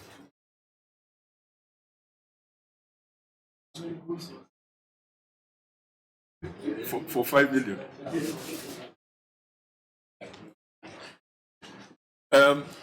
Governor, you have the mic? Yes, I think I appreciate your advice and I'll take action. Fine, members. Chair, on a lighter touch, I want to, you know, food is a serious matter in that region. I wanted to know whether the area senator was invited, because maybe he can also be a witness. Maybe he can tell us whether he was invited or not. You know, he's also the deputy party leader of ODM. Was he there? So that we are aware whether this event happened. Maybe we are discussing. I was trying to protect him. I didn't want him to say too much about this. Were you part of the party? No, Chair, I was indeed invited, but I did not attend because you are aware that that same house has audit queries with this committee as well. Yeah, so I think this one allow us to be the ones to squeeze the boil, because definitely there's a boil there that needs to be squeezed. Now, so you're giving 5 million for a housewarming, but you've got 1.7 billion as pending bills. That's the next audit issue, long outstanding trade payables. 1.71 billion. Yes, paragraph 5, long outstanding trade payables. The statement of financial position, and as disclosed in note 16 to the financial statements, reflects a balance of 1,710,935,139 in respect of trade and other payables.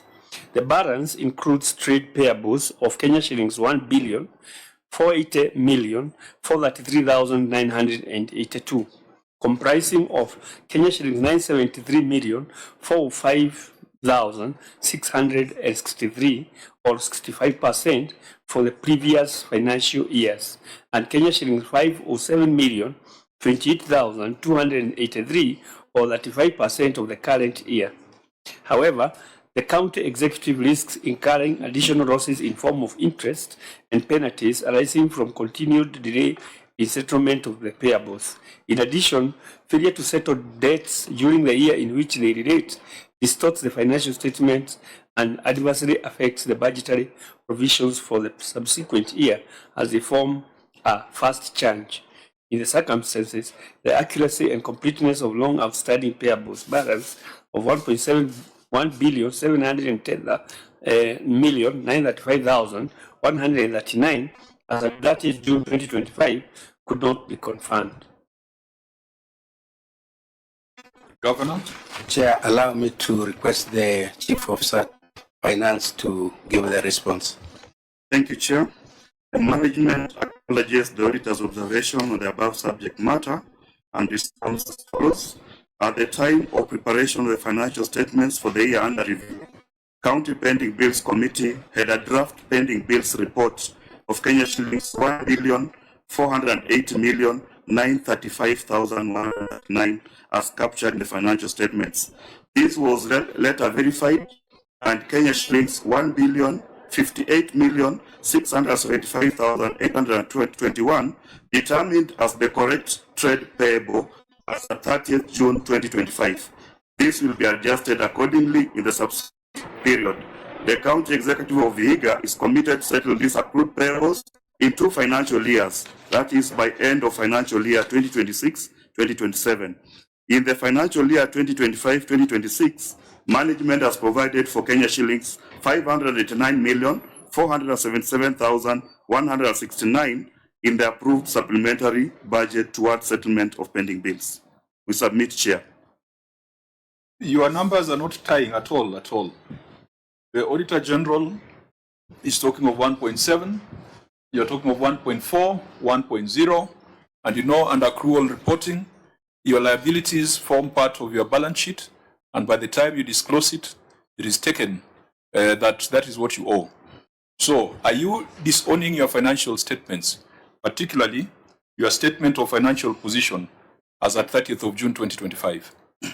Chair, what happened is we had delays in the release of the exchequers for the months of May and June 2025. And the National Treasury gave a window whereby we were allowed to make payments up to 14th of July. Meaning by the time an important point not also, Chair, being the first year of reporting under accrual accounting, OAG requested that as opposed to the PFM provisions of submitting audit accounts by 30th September, this time round we submit by 30th August, which was 1 month earlier. So CP Atemba. Yes, Chair. This is your statement of financial position signed by yourself and Chief Officer Planning Budget M&E. Under trade and other payables, you have reported 1.7 billion. In your response here, you have given us two different figures, completely different from what is in the balance sheet. So tell us what number you want us to deal with. Chair, I submit that we go with 1,058,675 because this is what is verified by the Internal Pending Bills Committee, because the departments had not fully submitted their returns with respect to outstanding pending bills. Therefore, your financial statements do not present a true and fair picture of the entity. That's why, Chair, we are saying... No. Let's. You don't have to over-explain. I want to establish a fact, then we get guidance from the Auditor General. To that extent, Chair, we agree. And that's why we say we intend to do prior year adjustments for this financial year 2025-2026. Auditor General? The 1.7 billion is what is reflected in the financial statements. It comprises of third-party payments retention of 131,382,210 and employee payables of 99,118,948, leaving trade payables at 1,480,433,982 as the balance. So the figure 1,058,675,821 had not been brought to at our attention. It's a figure that is strange to you. Yes. So, Governor, you don't know how much you owe people, because this is the amount of money you owe people. Your officers reported 1.7 billion. Today, they are convincing us that it needs to change to 1.05 billion. That's almost 600 million. So what happened? Did you pay them during that period, or you wrote them off? Because I believe as CEO, you must know how much you owe in entirety. That's correct.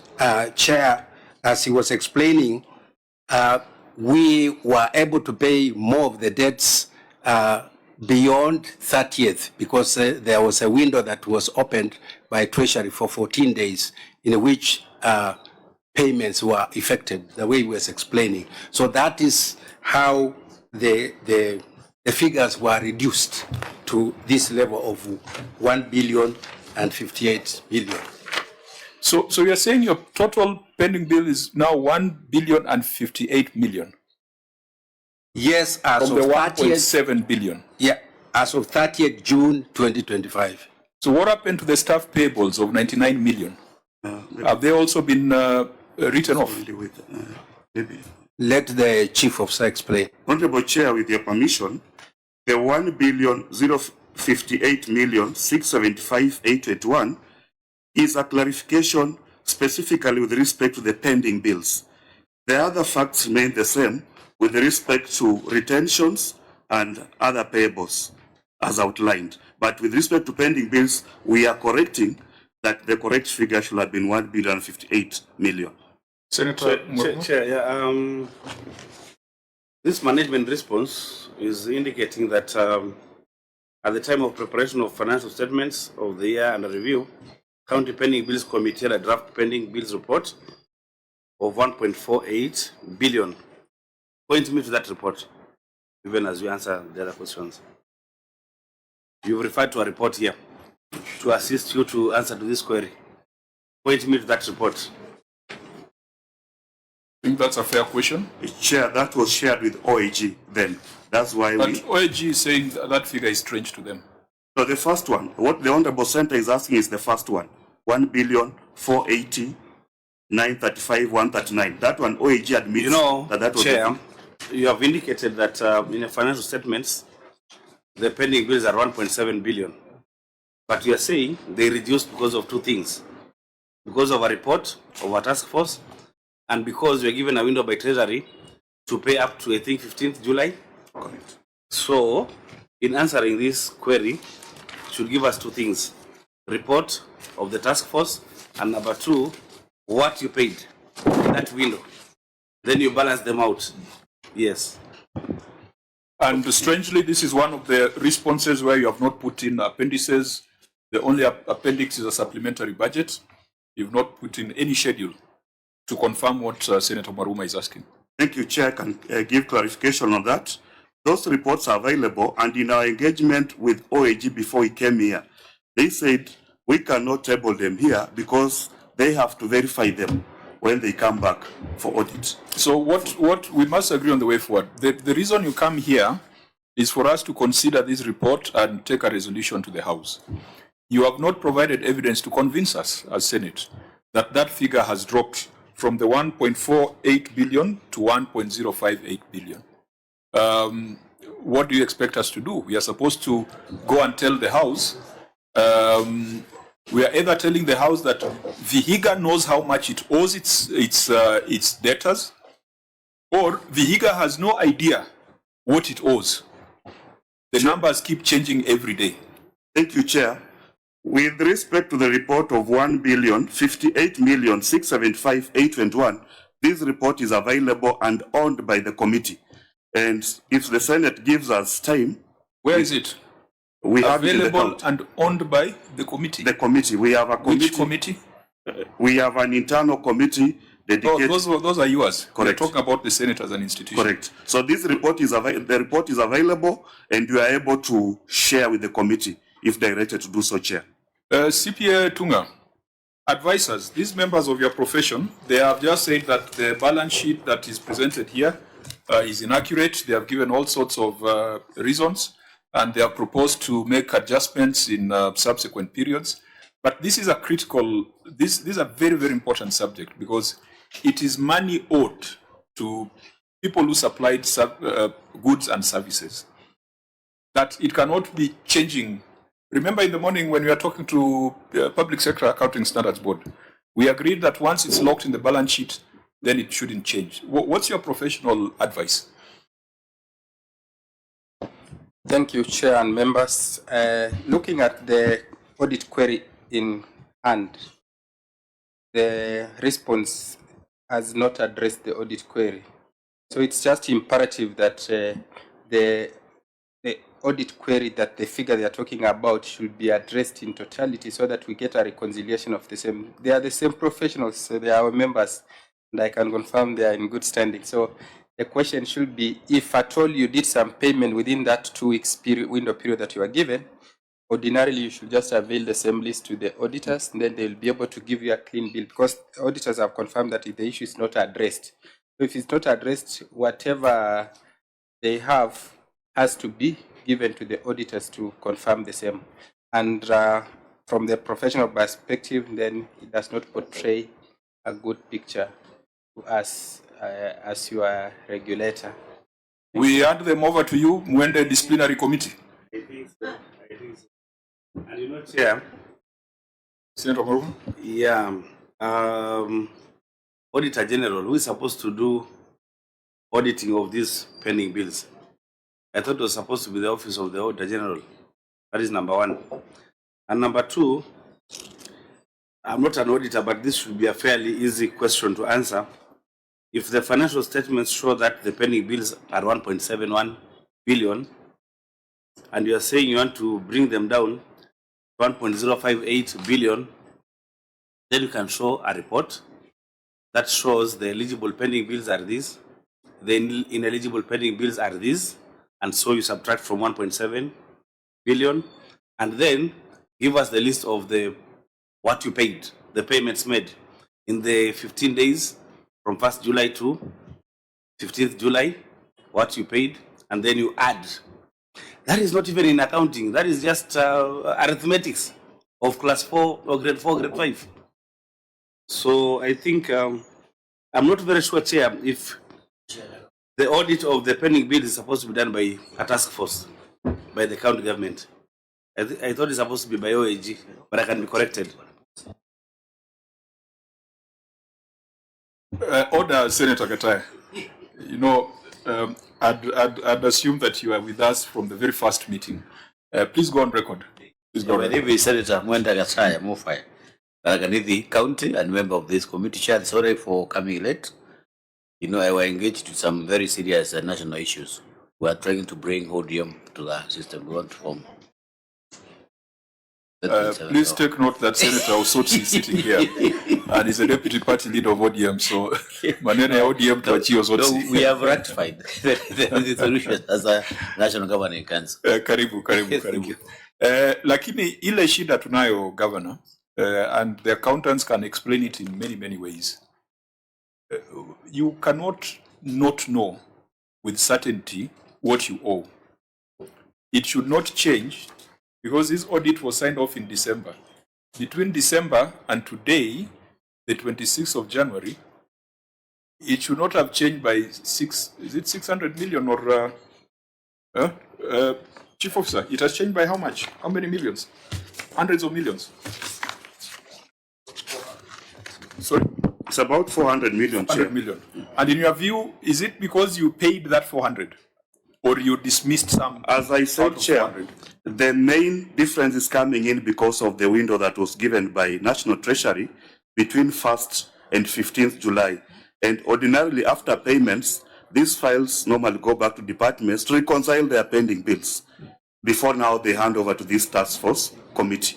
Then also, Chair, let me also clarify, the 1.7 that the Senate is discussing is not pending bills in total, just as OAG shared. Part of it is retention amount. But we are zeroing into 1,058 million because now that is the pending bills. But that doesn't mean we have done away with the retention. The retention figure of 131 still remains as stated in the and the staff statements. payables of 99 million, that did not change with that window that was opened. Yes, come again, please. There's a 99 million as staff payables. Yes. And I'm assuming those are statutory deductions, pensions, all those things. Yes. There's a 99 million here.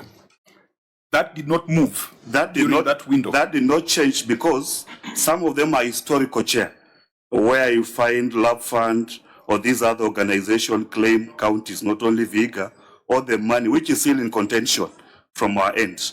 Because sometimes you find they are lumping their interests that we are not in agreement with. So those ones did not change. What only changed are pending bills that were paid during those 2 weeks window. Now, OAG, what do you advise us to do here? Because this gentleman has changed his numbers. So we are discussing from a very flimsy foundation.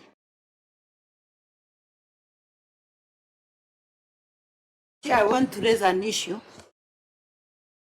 The money paid from Treasury came, excuse me, came before the preparation of the statements. I am wondering why they did not adjust the balances because they paid up to 14th July. The statements were made by 30th August. What happened in between the two, the 1 month? So that's a valid question. What's your response? Chair, as I explained, After payment, there is verification. And that verification process is what took a bit of time. And ordinarily, by the time the verification exercise was complete, we had already gotten into now almost the audit period, almost through with the audit period. And that is why the numbers are changing almost after the audit. Really, as an accountant, CPA Tunga, is it acceptable for a client to come before Parliament and justify why numbers are changing drastically? And I thought this was the reason why we're moving from cash to accrual, the reason why we are progressing in terms of standards. We must agree on what we must accept and what we cannot accept. Chair, maybe this one will go maybe to the county government executive, the governor, because clearly, as my colleagues, even the colleagues will confirm, it is that where you cannot make a payment and you verify later on. So if you tell the committee that you are it was a verification, if you already made a payment, then you are supposed to account for the same. It should appear in the books of accounts by 30th August, so that it will not have been an issue for the auditors. So maybe there is an aspect of missing gaps in understanding of the, not necessarily the new approach, but just what is expected of them as professionals. Thank you. I think in the morning with the Accounting Standards Board, we agreed that they must cause counties to attach that annexure that details all the outstanding payables. It used to be there previously as some Annex 2, but now it is not here. So we have no visibility. We can't tell on that schedule, even if it's aged, we cannot, I think it's just above over 3 years. It's aging from under 1 year, 1 to 2 years, 2 to 3 years, and over 3 years. That over 3 years, you find sometimes you've got debt that is 10 years old. So we agreed with the board that they're going to send a circular to counties to provide that disclosure. Because now you can see, honorable members, that the clever people in counties will run rings around us. If there is no detailed schedule, it's going to be an issue of argument between professionals. This gentleman is a CPA, ISPAC is here, who is the certifying body, and they don't seem to speak the same language, simply because the details are not with us. So we had agreed with this, with the board in the morning. I think we foresaw this confusion, that counties must disclose the full schedule of whatever is still pending. So, Senator Osotsi, do you now have a good idea, feeling, on how much your county owes suppliers? Are you able to pick a number and say with authority that from this exercise, it is 1.7 or 1.05 or it is 1.4? Chair, okay. One, I must say that the figure of pending bills must not be shifting. We must be very clear on what is the total pending bills at any given time.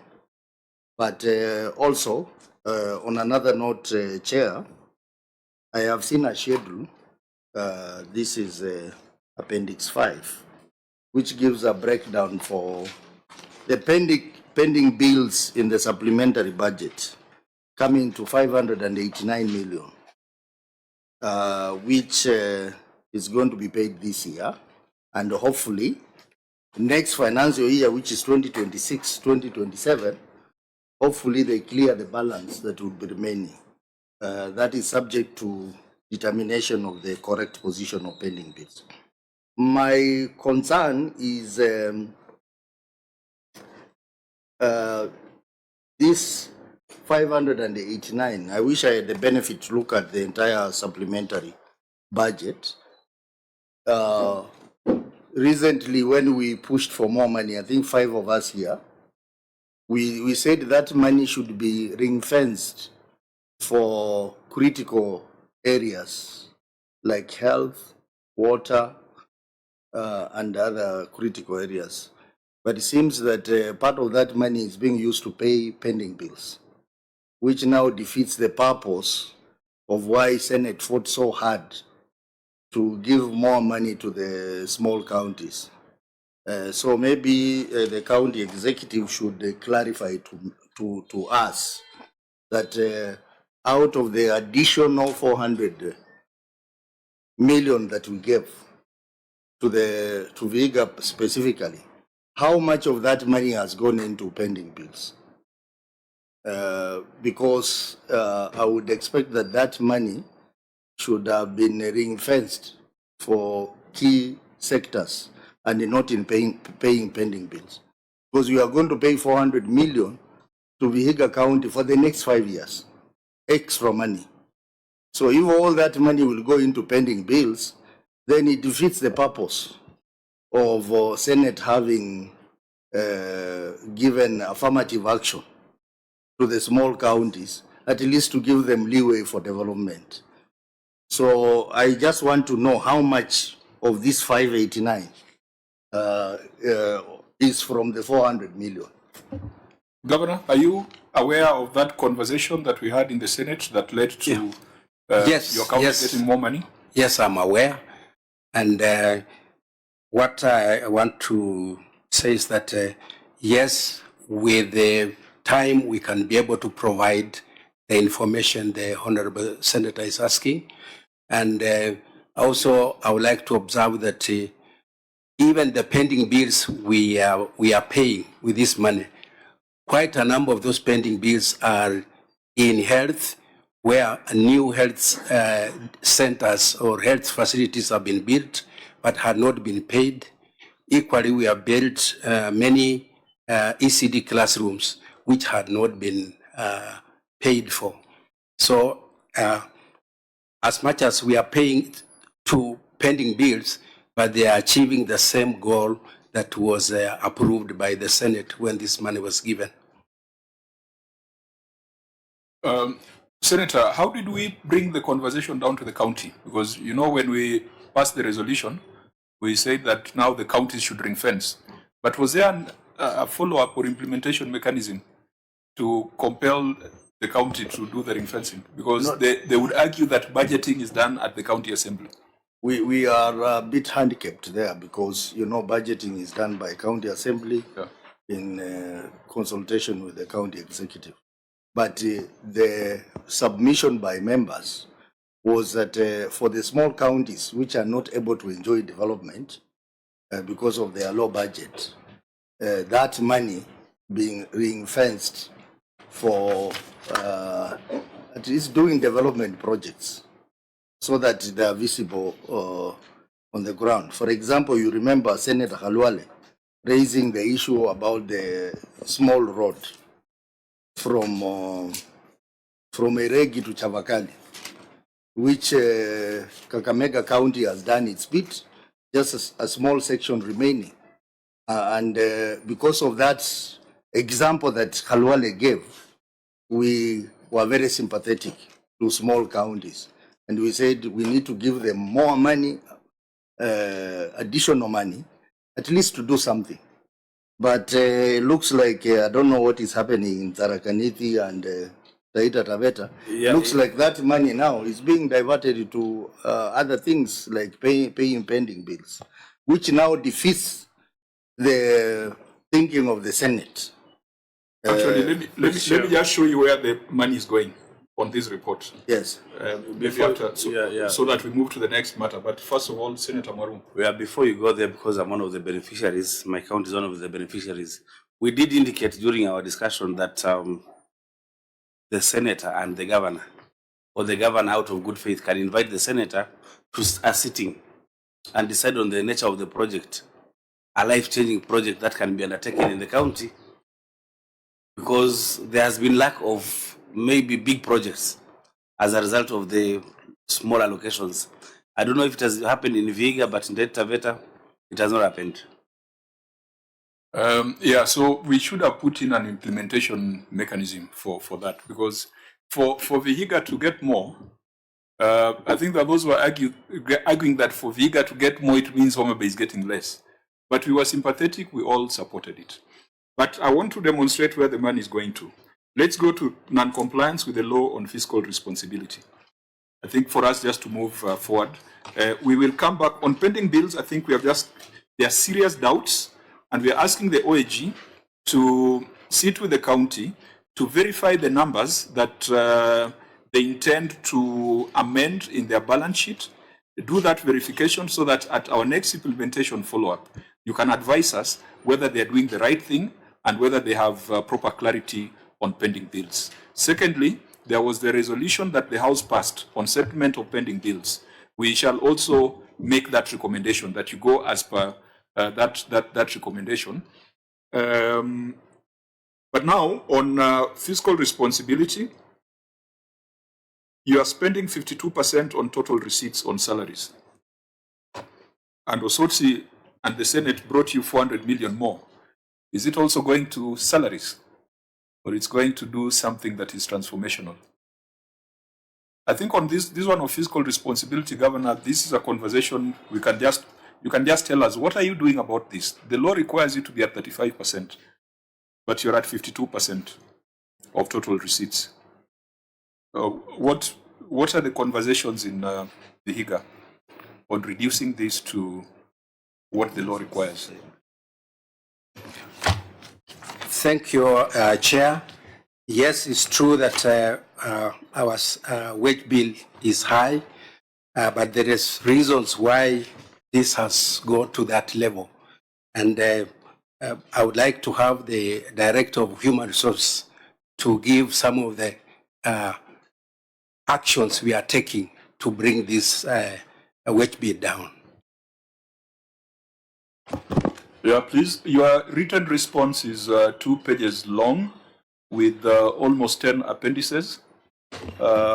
So I think we can say we take note of the written response so that your officer can just highlight the key initiatives that can allow us to move faster. Yes, thank you, Honorable Chair.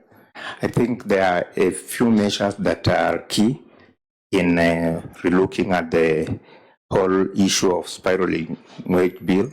One of the issues the County Executive Committee has done, it has put a freeze on employment because the County Executive Committee has directed that we need to look at the skills and competencies within the county vis-a-vis the core mandate of the various departments so that we can now come up with a rationalized way of staffing to know where do we have the excesses, where do we have the core skills and all that.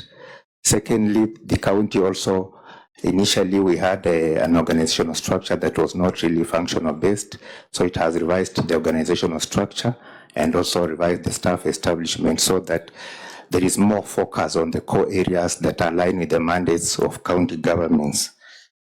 And then thirdly, previously we've been having issues with the basis for decision making on human resource management, and we have invested heavily in the digitization of human resource records so that we have real-time data to inform human resource decisions. We have also, the County Executive Committee has also resolved to prioritize filling vacancies from within. We give the first opportunity to serving staff for readjustment in their position through internal advertisement so that it also helps us curb the issue of wage bill. And overall, there is a County Public Service Board Act which was enacted, which has also mainstreaming key issues to control on staff matters, including putting clear measures that the board should observe when they're handling staff issues so that we can align the intentions of devolution to issues of staffing in the county. Thank you. So you have started your written response by disputing the percentage presented by the Auditor General. Could you indicate why you don't agree with the OAG? Yes, the percentage initially it had been indicated as 52, but upon the relooking at the figures, our accounts confirmed that the figure that was forming the denominator for the computation of the staff percentage of the wage bill was not correct. That's why it's restated as indicated. OAG? You used the wrong base for computing wage bill? No, because the figure on employee costs is 2.7 billion against the total receipts. Total receipts in cash, which exceeds the set limit. So this is something that two accountants, even if they went to different schools, should not disagree on. What should be the denominator? Where is 5.75 coming from?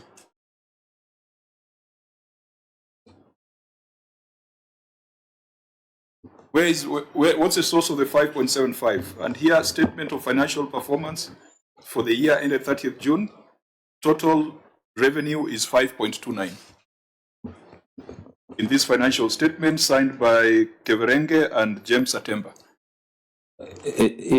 Chair, the amended financial statement that we submitted to the OAG had receipts of 5.7 as indicated in the cash flows and budget and actual comparison statements. So are we looking at the wrong financial statement? Because if you earlier on disowned your balance sheet, now you are disowning your statement of financial performance. If we cannot go by those two, then we have nothing to discuss. Where is 5.7 in the financial statements attached to the OAG's report? OAG, you can help us. Because I'm seeing 5.2 here, but that gentleman says that they gave you revised financials, putting revenue at 5.7. If you look at the statement of financial performance for the year, total revenue received was 5,298,479,710. Correct, that's what I have here. If you take the figure employee cost, note 7 in the statement of financial performance is 2,790,128,784. So if you divide those two figures, the percentage is 52.66%. So where is this other figure coming from? The one that they're introducing of 5.751 billion? Chair, where is it in these financial statements? Chair, if you can go to the query that follows the long-outstanding trade payable, that is budget, control, and performance, you'll see the query well stated, the actual revenue at 5.7 billion. Is that actual revenue or that's budgeted revenue? Actual, 5.7 is actual and budgeted was 6.3 against actual of 5.7. That is in the query. In the query. And in your financial statements, show me that column or that row with 5.7. I think the... No, it's not about thinking. It's just telling me go to page 1 or 2 or 3. Because I can see 5.298, I can see 2.790. The figures cannot reside in your head. They must be in the financial statement. Because you have opened your response by disputing the OAG's assessment. So I'm just giving you an opportunity to convince us that your version is the truth and not the OAG's. Chair, if you look at the statement of comparison of budget and actual amounts, in reference to what he's saying, there is the opening balance, which is 452 million from the previous financial year. But apparently, the base year is the current year under review. So what are you saying? Are you saying that we need to add the 452 to the receipts for the year? No. This is money that there was no effort in that year. Generation of that level. Tunga, Ispak, you have certified these two gentlemen. So help us. How can two accountants have different interpretations of the same fact? Lawyers are allowed to, but not accountants. Chairman, I'm also at a loss because You see, figures don't lie, and we should actually deal with the guidelines on how it's supposed to be done. So basically, either there is a little understanding of the audit queries and the answers are not satisfactory, because I've been following the discussion and there is that gap that, as you have rightly put to him, there are figures in the head and the figures are supposed to be in black and white for members to see. So there is a missing link somewhere in terms of professionalism. Maybe I'll pick it with my. I think if it requires capacity building or CPDs and those things, because this now is looking untidy. The governor of Vihiga, I mean, you're a professional who is well respected, so you cannot have these kind of situations around you where figures cannot be explained. Because if you tell me that your revenue was 5.7, I will ask you to show me how you utilized it. It can't be a hypothetical figure. Senator Marum. Yeah, I'm also at a loss, Chair, because in that page 6 of the certificate under budgetary control and performance, the auditor also is making the same finding that the actual revenue was 5,751,275,738. So if that is the actual revenue, that should be the denominator against 2.790 billion. So why did you use the other denominator that you used of about 5.3 as you're indicating? Because if you made that finding, I don't know where you got that from, that the actual revenue is 5.75. That should be the denominator in which should compute the compliance with fiscal responsibility. And it's not like it helps your case. Even if you shift the denominators, you are still on 48.5% and not 52%. So it does not help you. And I even wonder why you introduced that argument, because now it's making you look like you don't know what you're doing. Because it doesn't change. It does not reduce it to 35 in any case. But it's the first paragraph you have emphasized. You came fighting that, no, the Auditor General is not telling the truth. It's different. But we can't establish it. OAG. When we are looking at that fiscal responsibility, we base it on statement of financial performance of the entity during the year under review.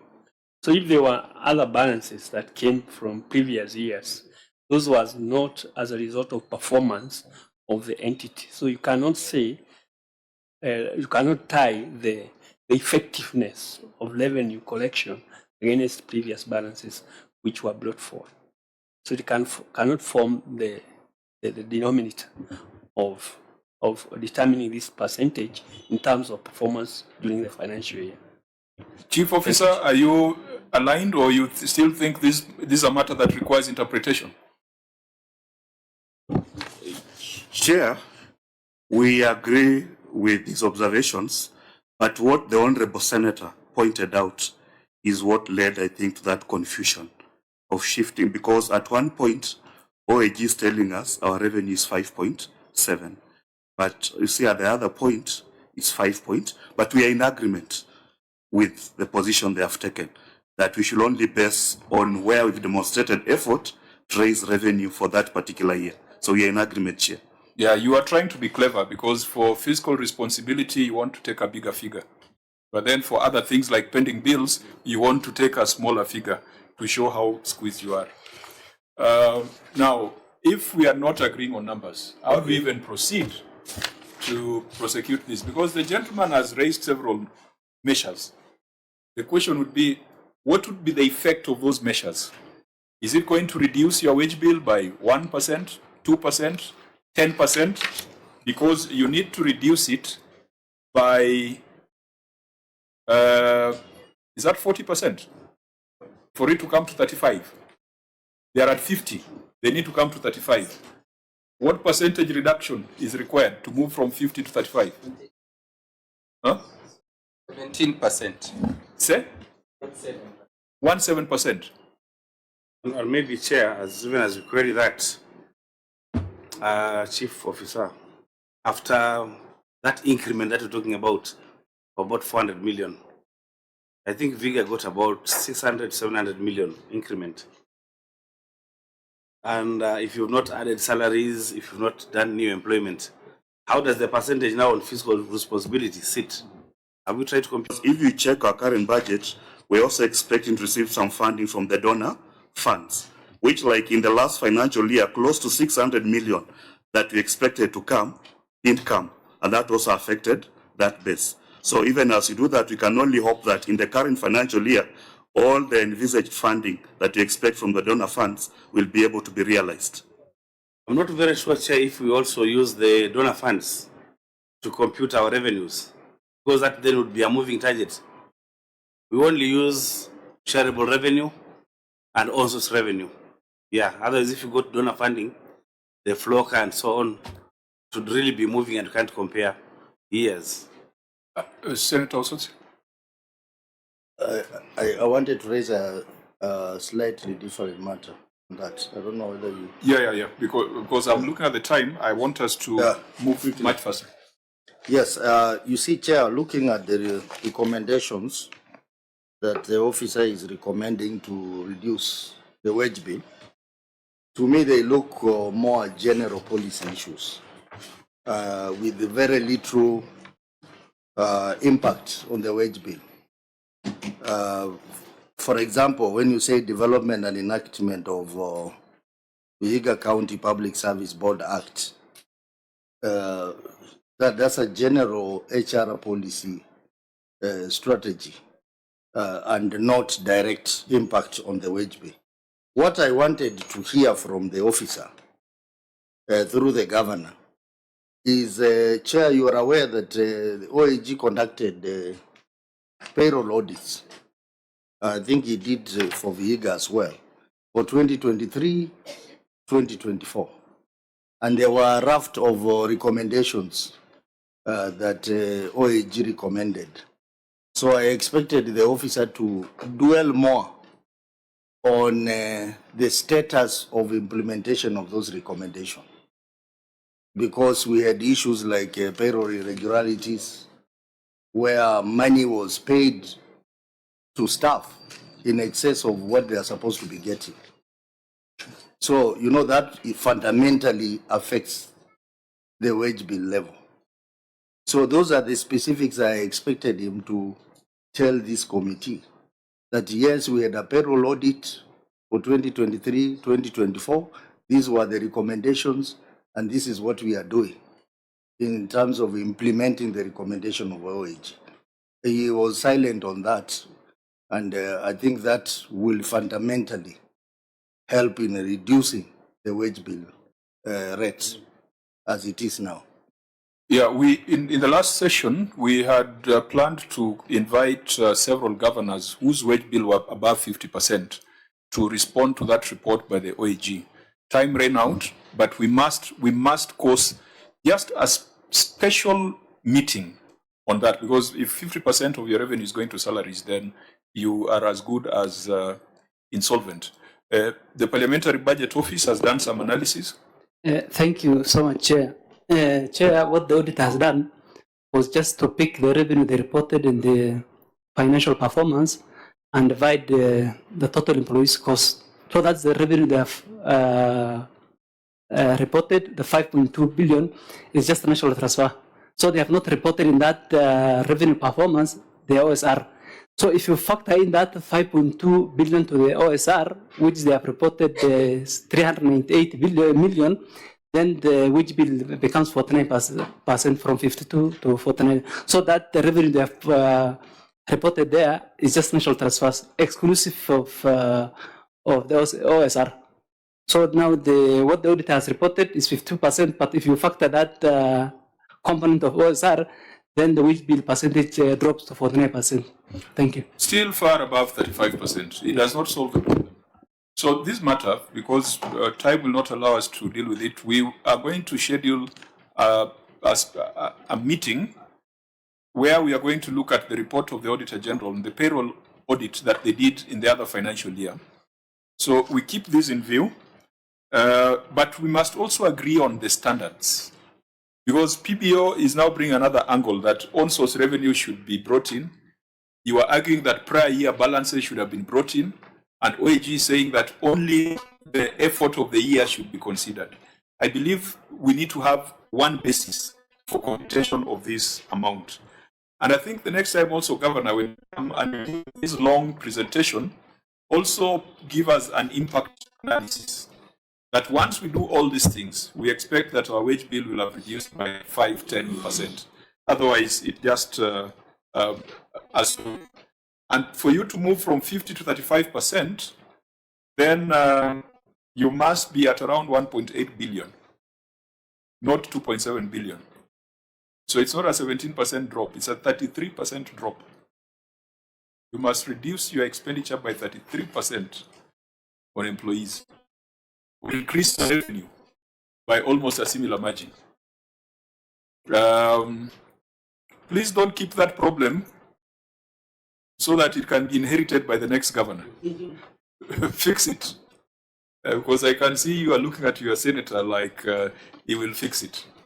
But also, Chair, this issue of this percentage, fiscal responsibility, cannot be addressed fully without dealing with the denominator.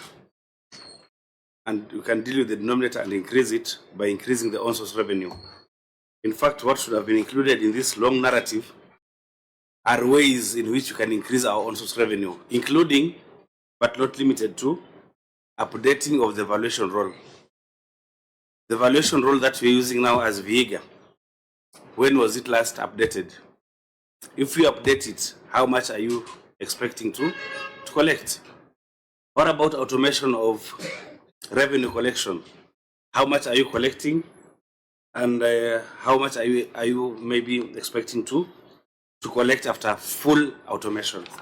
These are the things I thought I would see from here.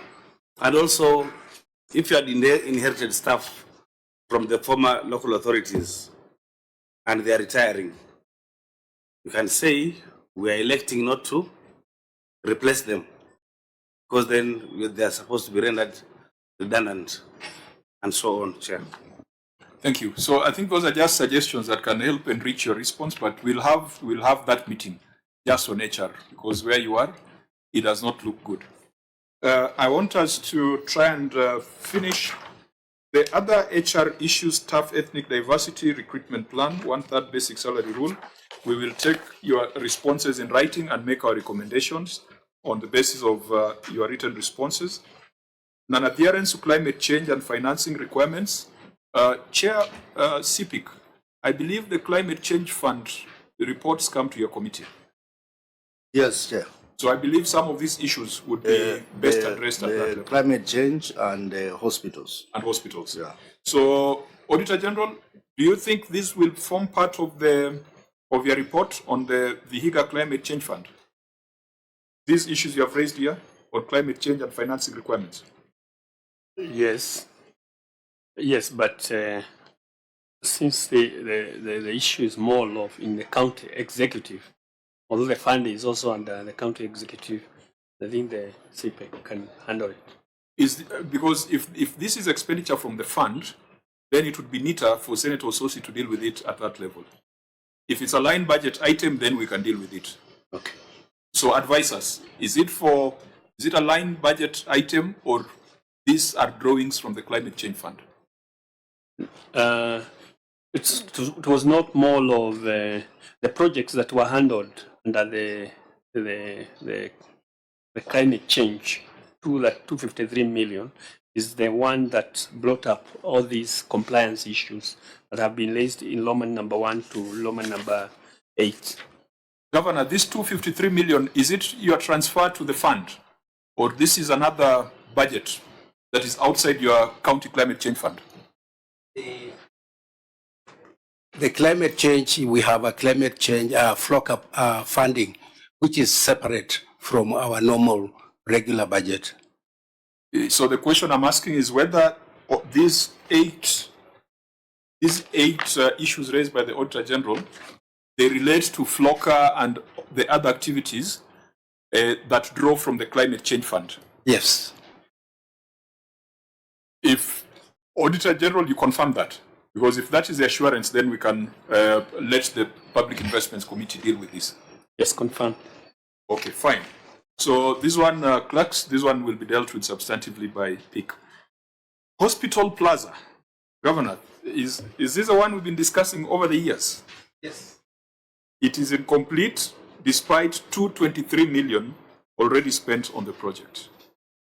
The finding there is fairly long, and I can see your response is also very detailed. You have a very, very detailed response there with 5 appendices. So let's start from the global. For 223 million, do you have a hospital plaza? Yes, we do have, but it's not now operationalized. And allow me to ask the Chief Officer in charge of health to give you a general overview of where we are as of now. Okay. And explain why it was not complete within a period of 3 years. Considering that you started in 2021, it should have been completed by 2024. 223 million has been spent so far out of a total contract sum of 395 million.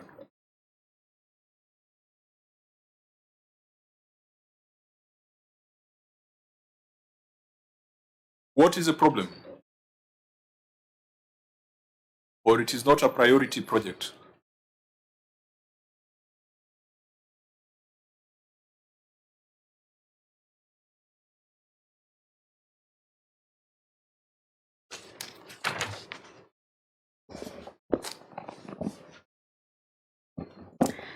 Thank you, Chair.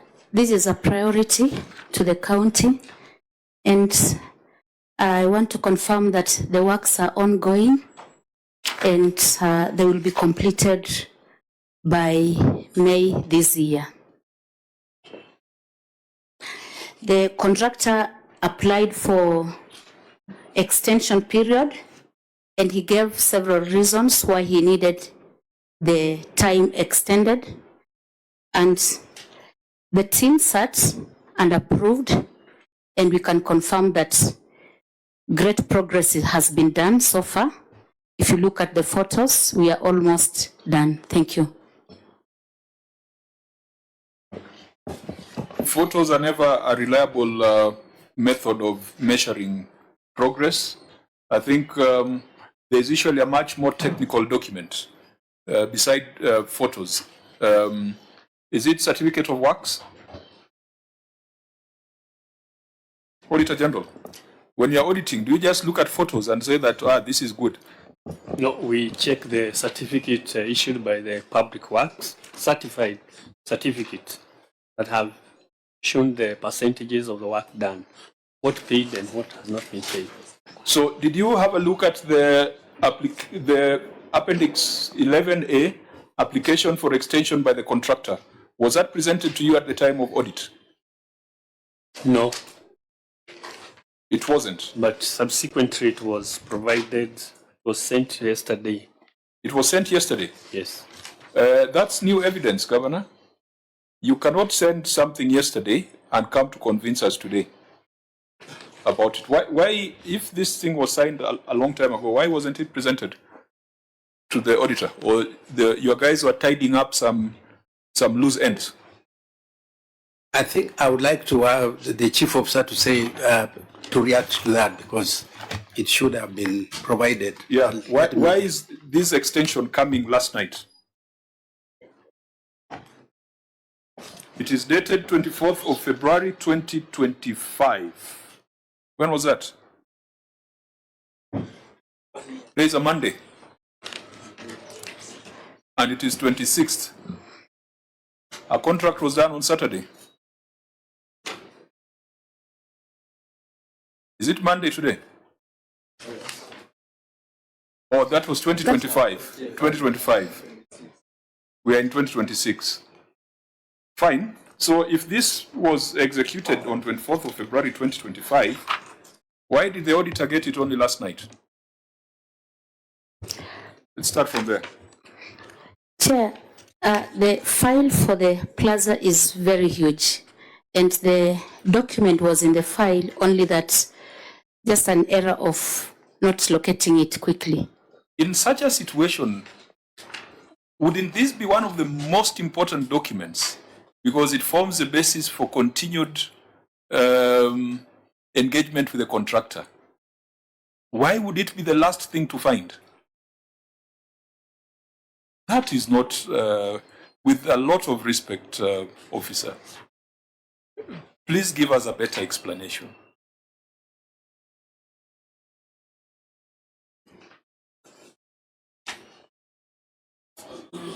We are waiting. Chair, we have that document in the file, but the file is very huge.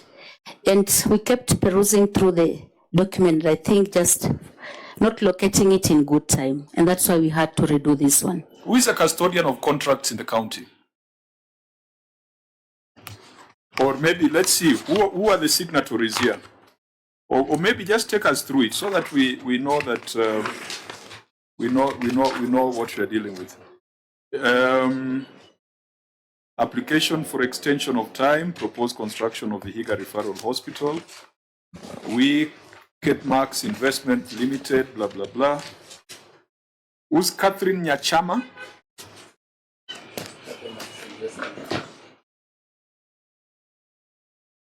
Chair, Catherine Nyachama is the director for Catmax Construction Limited, who is doing the plaza.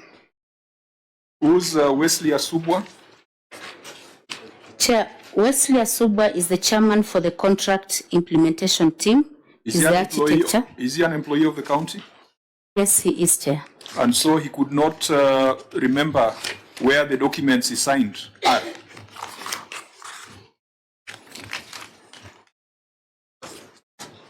What is the problem with this contract that it could not be given to the auditor? Not even 7 days in advance. Last night. And you see, that's why we are flying blind, because the auditor has not perhaps looked at it sufficiently, because you thought you'd come and convince us with photos.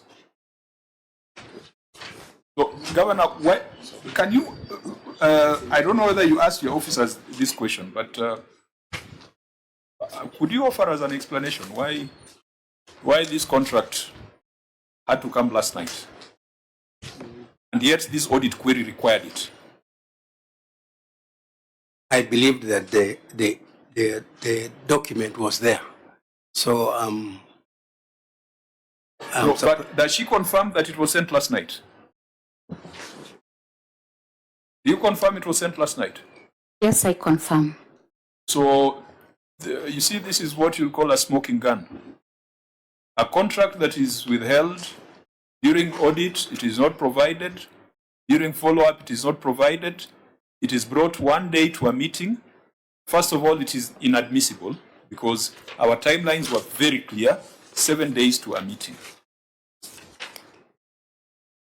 Now, I don't know what you guys make of it, but when I come across such scenarios, I get convinced that there's a problem. Yeah. Question? Yeah, maybe just ask the governor who caused the delay between the county government and the contractor. And we want also to be sure, because the query is indicating that there is a risk of cost escalation. We want to be sure if there is no variation of the contract due to loss of time. Please indicate to us if there is any variation that has been requested and who caused the delay.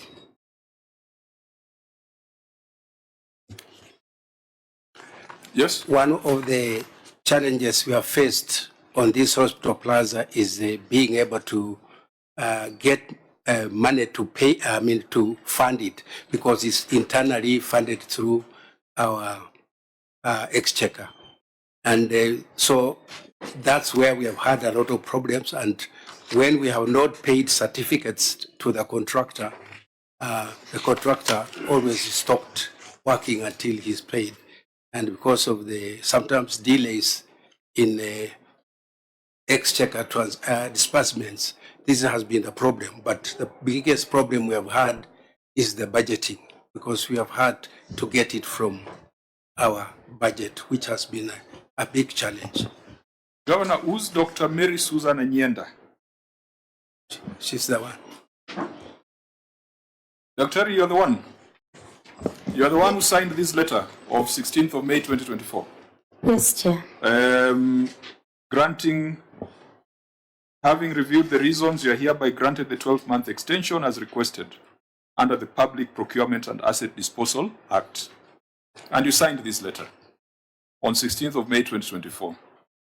And on the same limb, you are telling us that the files were so bulky you couldn't remember where the contract was filed. Are we being honest? Are we being honest? What is the problem with this contract that we should be treated to this, Governor?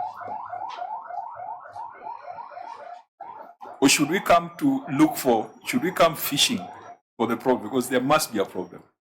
Dr. How do you explain that it is your signature here? You are the accounting officer. You are the one who was required to respond to this.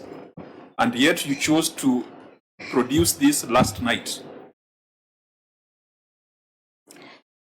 Chair, as I had said earlier, I wasn't able to locate the letter from the big file. So this one you signed, you didn't even have a copy somewhere. This one that is signed in blue biro by you. Even this one you signed and then it got lost. Allow me to request the... Dr. This is your signature. I think let's first deal with this because it's, and you're a doctor, medical doctor? No. PhD? Yes. Are you a member of any professional body? Yes. Which one? Australia. Which means? It's a research institute. Okay, but not the ISPAC, not a statutory body, not ISPAC, not LSK, not supply chain. No. Yeah, so how can you have signed a letter giving the green light for contract extension, which there is nothing wrong with it? There's really nothing wrong because you have cited the relevant sections of the law. And then you hide this thing until the day before a meeting with the Senate. If there was nothing funny or shady you were doing, why keep it until the day to a meeting? I am sorry, we are generally cynical because you have seen a lot of bad things in the county. You need to convince us why the auditor was there from October, November, December, including parts of January, that it is only last night that you found this contract. Gentlemen, is it that my sugar levels are low? Or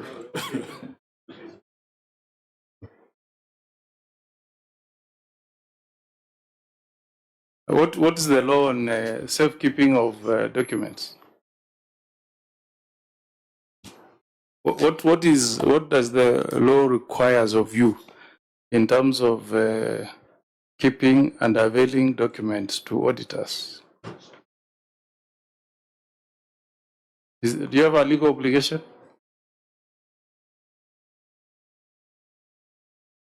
Huh? Yes. Do you know it's an offense?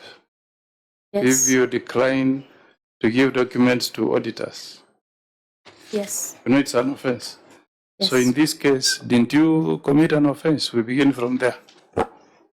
Because as lawmakers, we want to ensure that the law is being followed to the letter. Didn't you break the law in this instance? Yes. So, Chair, at least the beauty is that we are both on the same page, that the law was not complied with in this instance. because there was a deliberate act of refusing to give documents to the auditors. I was a bit hesitant to to squeeze Dr. into a corner so that she does not think that this is personal. That's why I keep asking, is there an institutional problem that caused you not to provide this earlier and just, last night? Earlier on, Senator Sotsi was praising the software solutions in Vihiga County. But with all those advancements, an important contract like this cannot be found until the date we're meeting. So yeah, we might hold Dr. personally liable, but there seems to be a bigger institutional problem. Governor, have you asked yourself that question, or are you part of that problem? I would say that I'm not part of that problem, but because I am the governor, I'm the one responsible in the final end. So whatever mistake or whatever oversight or whatever may have happened, eventually squarely comes to me. And it's something that I have to deal with. Okay, Senator Maruma. And I think clerks, sergeant at arms, if my sugar levels are this low, make sure the governor also has some tea and some refreshment that can push us up to 5. Yes, Chair. I don't know. I know this project was conceived when you were in office, because this is May 2021. And I think the people of Vihiga needed this hospital plaza.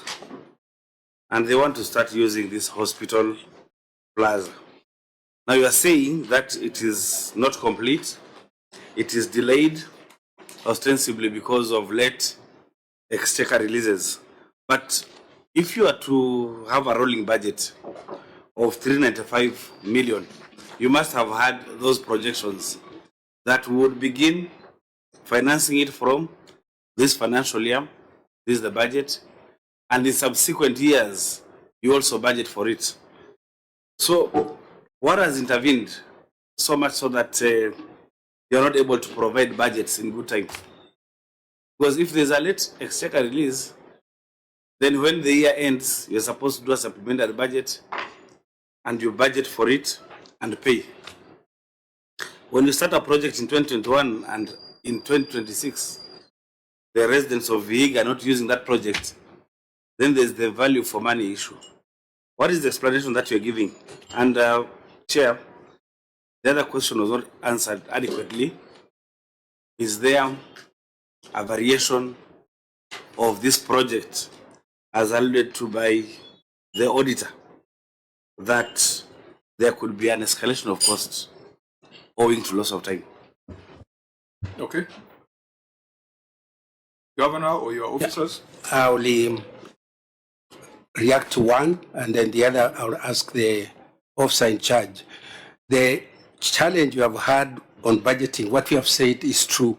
We had worked out a way that from our budget, with budget within 3 years would have finished. But the challenge we have had is that every time we make the budget and we take it to the assembly, they always vary, particularly when it comes to heavy expenditure on one project. And therefore that's where we have had. So they have always kept on, we put the right amount, but they insist that we reduce it so that they can cover other projects, because they also reason that they must have also projects implemented in their wards so that they can also be seen that they are performing. So that's where we have had the issue. As regards variations, I think I have the engineer here in charge of infrastructure, Tunya, who is on the committee that deals with this matter, the technical committee. He can be able probably to react to what you have asked. Thank you, Chair.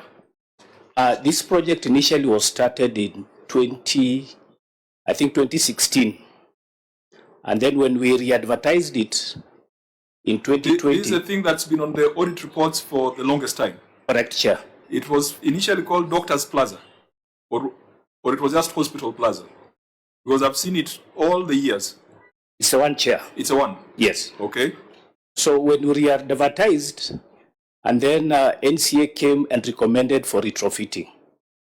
Now, we had given it initially 3 years to be complete, but because of that retrofitting, because we had to retrofit all the columns and all the beams, because the initial contractor had done smaller columns and smaller beams. So there was a risk that if we continue the way it was, it could have collapsed. So that retrofitting took a long time to do. Now, and that's why we've had extensions of 12 months and another 12 months. Now, about the pricing, the extensions that the chief officer has given have no budget implication, which means the contractor has accepted to take the extension without any budgetary implication. Thank you, Chair. Senator Osotsi, any comment on this before we give the way forward? Chair, this is one of the projects that we discussed during revenue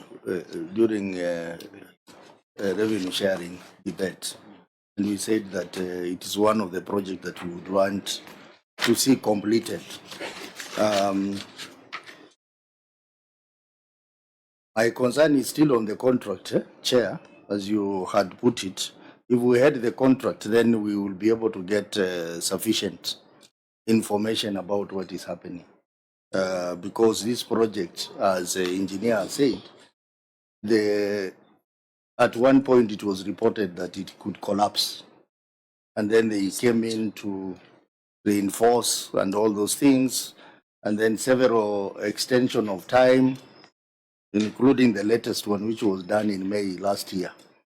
So all those are issues that the contract would address. When did the extension take? Was there any implication on interest? So all those details, I would propose that even though the file was very heavy to be carried, we could still get the file from the county so that we can verify some of the issues that we are raising here. Chair, I think Senator Otsosi is familiar with ICT. He should encourage his county to have brought even in soft copy. Number two, Chair, listening to the story of this, because I've been with you for some time, and I think Maruma in this committee, this has reappeared severally on audit queries. Is it possible, and I'm worried if he's saying they have been reinforced at some substructure at some point, is it in order when we are doing the North Rift West Tunnel to visit this project so that we will make it cheaper for the county? They bring that big file and we are in the hospital, we look at the file as we look at the structure. We look at the file as we look at the structure so that we understand. And Governor, the fact that we gave additional 400 above what the shareable revenue we give you in this fourth basis, you should at least give us a comfort of ring fencing that amount to complete. And I thought, Governor, by now you should be working on your legacy projects, because you are now 1 year plus before the next general election. So could it be we visit and the lady would bring us that heavy file? I don't know. But the people from Rwanda area, it's something that can make them easily carry that document, even if it is heavy. I think you must leave Musala out of this conversation. And I think, Chair, you know, Doctors Plus is a good project. The person who conceived it, it's a very, very good project. So that you have all the doctors coming, you know, all under one roof. And instead of people of Vihiga going to maybe Kisumu and so on, they would be coming to Vihiga. It even enhance medical tourism, because then you have an influx of people coming for treatment.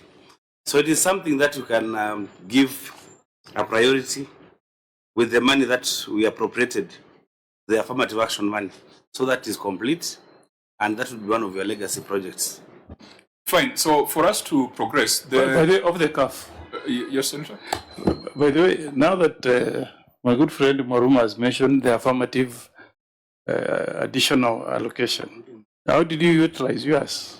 Because instead of having a tussle with your MCAs, you should have appropriated that money to complete such a project. That way, you empower your senator next time is pushing for further affirmative allocation. He has a good case before the Senate. How did you appropriate? Actually, Senator Sotsi had made that point earlier. Oh. He had asked for it, but there seemed to be no clarity. But maybe for the benefit of the senior counsel. I hope he didn't go to serve tea and extend part of it to buy bulls for the housewarming of the speaker. It is part of the 5 million. Because the intention was, I moved the motion myself. The intention was very noble. Yes. So, and yeah, from yes, you. it is true that quite a lump sum amount we have allocated, the money that we received as extra, we have allocated to complete this hospital. And so that's why we have put an estimate by May, it should complete. And as of now, they're just doing small fittings, even lifts. They have already fitted lifts. So it's just final finishing. And we hope by latest May, we should have.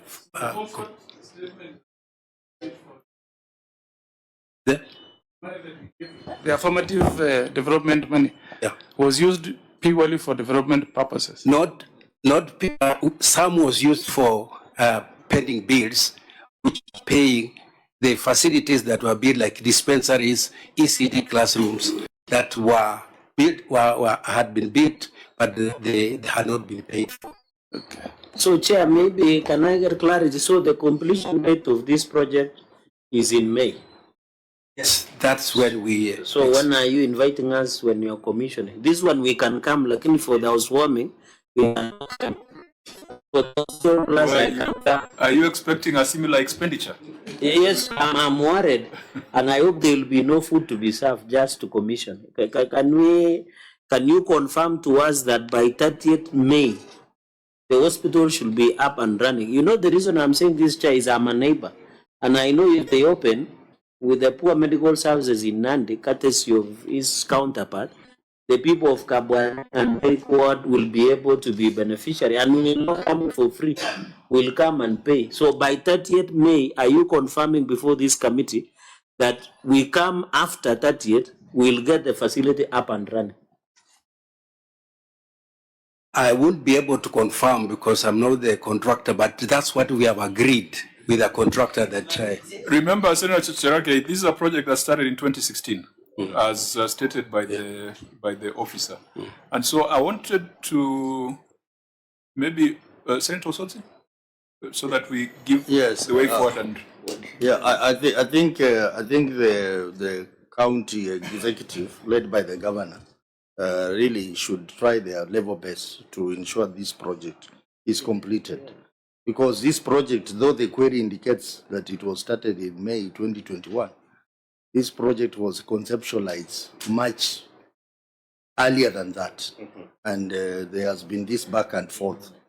So this will be a very good legacy project for governor if it is completed. My only concern is that, there is no clarity, because they are saying that they need a further 75 million to complete fully. But what about the equipping this hospital? Because you can complete, and equipping it becomes another challenge. So maybe they could say something about what is the plan on equipping this hospital. Constructing is one thing, but equipping is another thing altogether. Now, can I then, in terms of giving directions, because we don't want to just get political promises here. We want everything that goes on record to be factual. And we have been handicapped because the Auditor General received documents last night.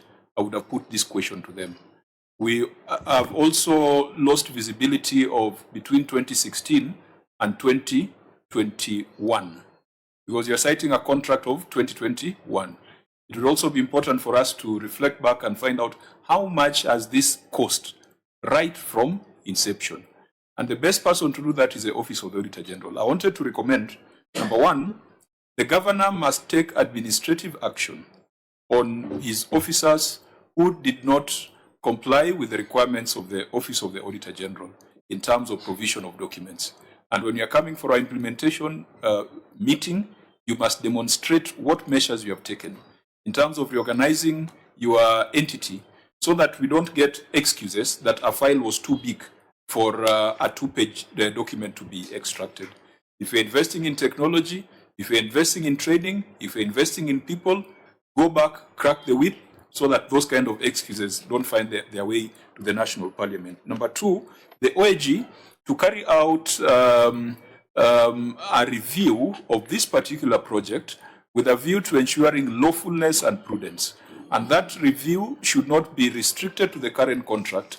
It should start from 2016. At our next meeting on implementation review, we need to understand how much this project has cost from inception to date and the expectation for fitting. What Senator Osoti is asking for equipping it. Is it going to cost $1 billion, $2 billion by the time it is done? If the Auditor General flags anything that he feels is unlawful or is imprudent in this, then we shall involve the EACC to follow up. So for now, the OAG, please, within those 60 days of implementation, review these documents that came last night and give us an assurance that everything here is lawful and everything here is prudent, failure to which we'll ask the EACC to take up the matter. But I think there are some years back when we had asked the EACC to look into this. Is it a matter under active investigation? The hospital plaza? Has the EACC come to follow this matter up? Because it's been on for the longest, from 2016. Yeah, EACC came over, and then after that, they never came back to with any report or anything up to date. Right. So let's ask the Auditor General to do their proper audit and inform us. On that basis, we shall give directions on what we think should be the next course of action. And Chair, before you just conclude your direction, your numbers are not tying up. If you look at the contract sum, which is 395 million, but what has been spent is 223 million. Then the last statement on page 20, you're saying the department has allocated 75 million for completion of the plaza in this financial year. 75 million cannot complete that plaza. Because if you have spent 223 million and the project sum is 395 million, it simply means that 75 million cannot complete that plaza unless my mathematics is not mathing well. Okay, I want us to manage time and please take note of the comment by Senator Mwaruma. OAG, you must also look at the numbers and confirm that they are tying up. There is an issue of county aggregation and industrial park, which seems to be a global problem across the 47 counties. I want us to consider the written responses and we'll make our recommendations on that. Same for Bumira ECD. Now, inconsistency of carriageway on opening and maintenance of roads. In the morning when we... Maybe before you leave KIPES. Yes. I think it's important for this committee to appreciate the fact that this KIPES thing, what is the level of involvement of counties and the national government? Because it looks like many of the project functions are being done by the national government. Would that be a very serious omission? Because we appropriated the money as the Senate, but you see a lot of things in this project are undertaken by the national government. So is this query also coming up in the national government reports? Okay, so I kind of glossed over it because on the specific audit issues, we can deal with the responses. But I think every governor who has sat there, we have asked them, do you need these KIPES? Let's start from there. Do you need this project as Vihiga? 496 million. You are struggling with your hospital plaza, struggling with wage bill. Is this your priority? Chair, maybe allow me to write on your question so that the matter of Senator Otsotsi is handled. Was there consultation between the national government and Vihiga, and did you participate in the agreement so that the issue of national government doing functions of county can be put to matter? And then the third is whether there is value for money. Because, Chair, you remember this issue of cows appears in all counties. In all counties. And you remember the governor of Siaya said, he said they were never consulted. So can you put to rest so that the issue raised by your senator can be put to rest? Thank you, Chair. Governor? The project was formulated at the national level by the national government. So it was initially initiated by the national government through Ministry of Trade and Investment. And the counties, they selected the initial 9 counties that were to start. But later on, the government requested those counties that were keen to participate in the program to indicate their interest. And we did, as Vihiga, indicate that we were keen to have this aggregation and industrial park. For one reason, Vihiga doesn't have any industries apart from the tea factory. It's the only factory we have. And we have a lot of agricultural activities, particularly when it comes to vegetables, it comes to livestock, dairy farming, and poultry. And therefore, we felt that such an industry would be very important to us in terms of processing, doing value addition to some of the agricultural produce we produce in Vihiga, which most cases we never do any value addition. So yes, as a government, we expressed our interest, and then it's out of that we were now listed among the counties to benefit. But then we didn't benefit for the first 2 years. It's only this financial year that money has been budgeted for. But the condition was that we had also to budget our own. So we started the program and we budgeted we started with about 50 or 60 million. And from there, we got the project started. But right now it's 30% done. And therefore, once we receive the 250 from the national government, we should be able to complete the project probably at the end of this year or early next year. Chair, let me just get the percentage properly. Because the project cost is 496 million, and you have expended 52 million on the project. Are you saying you've been able to do 30% with 52 million? 30 million out of 496 million? Or there's a certificate that you're still to pay? Certificate that is not yet paid. And Chair, allow me, I have the CEC in charge of trade and investment who is here. He can give the details, but there are certificates that are not yet paid. Make it very brief because we have sat for far too long. We might not be very useful. Thank you, Chair.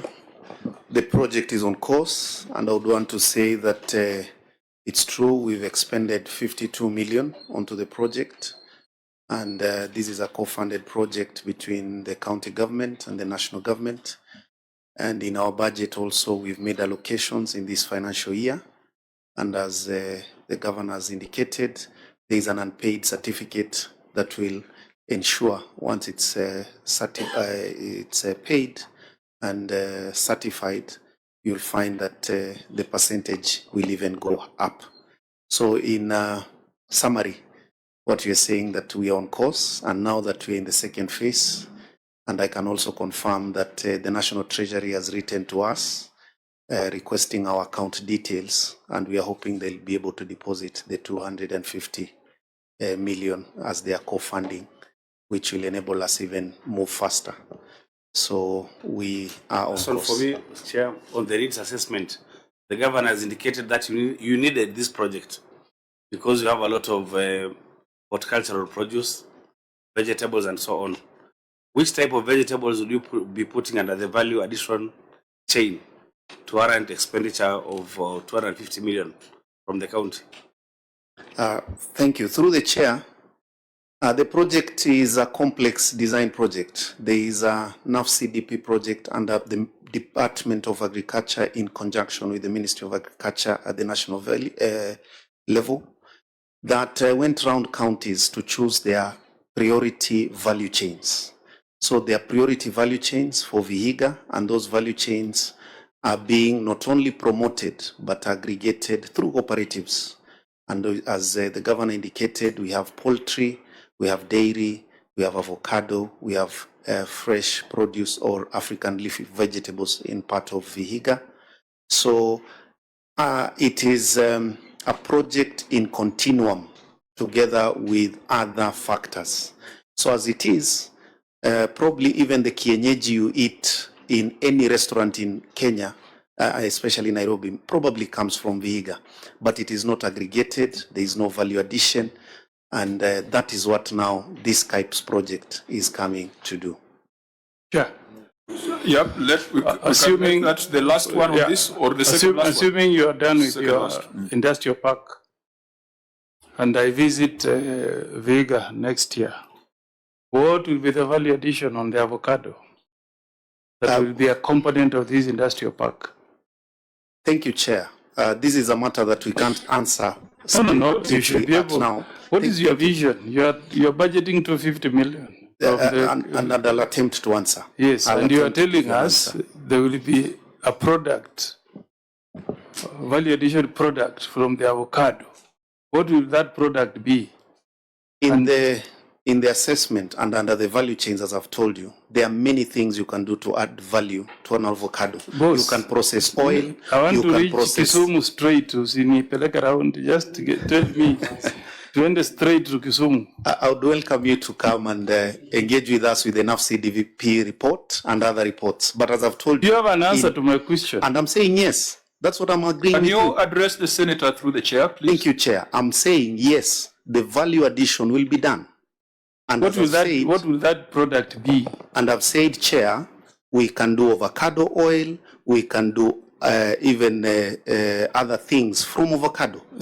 So you're going to have in that industrial park, you'll finish it, there'll be a factory that will make avocado oil. Is that what you're telling us?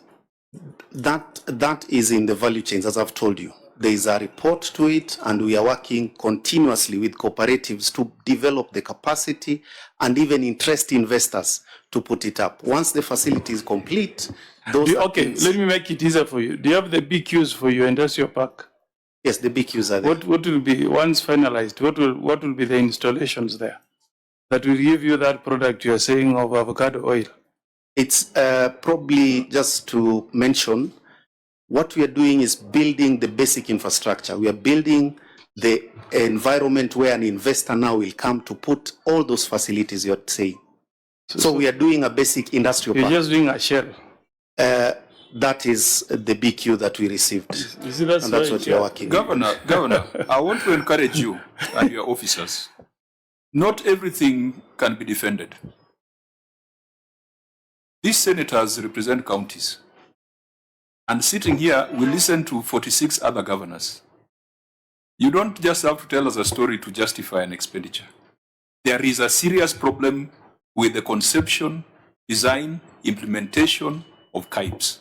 And it is one of those things we'll be asking the Auditor General to do a value for money audit.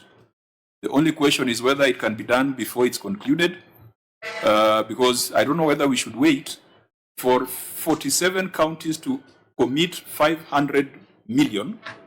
That is 23 billion. I don't know whether we should wait for counties to commit 23 billion for us to say it was a mistake. Governors have sat there, they have told us, it sounds good, but it was not our priority. It sounds good, but the land required is not reasonable for me, Nairobi or Kiambu. So I think you might have a very good concept, but if it's not implemented well, it's going to be a problem.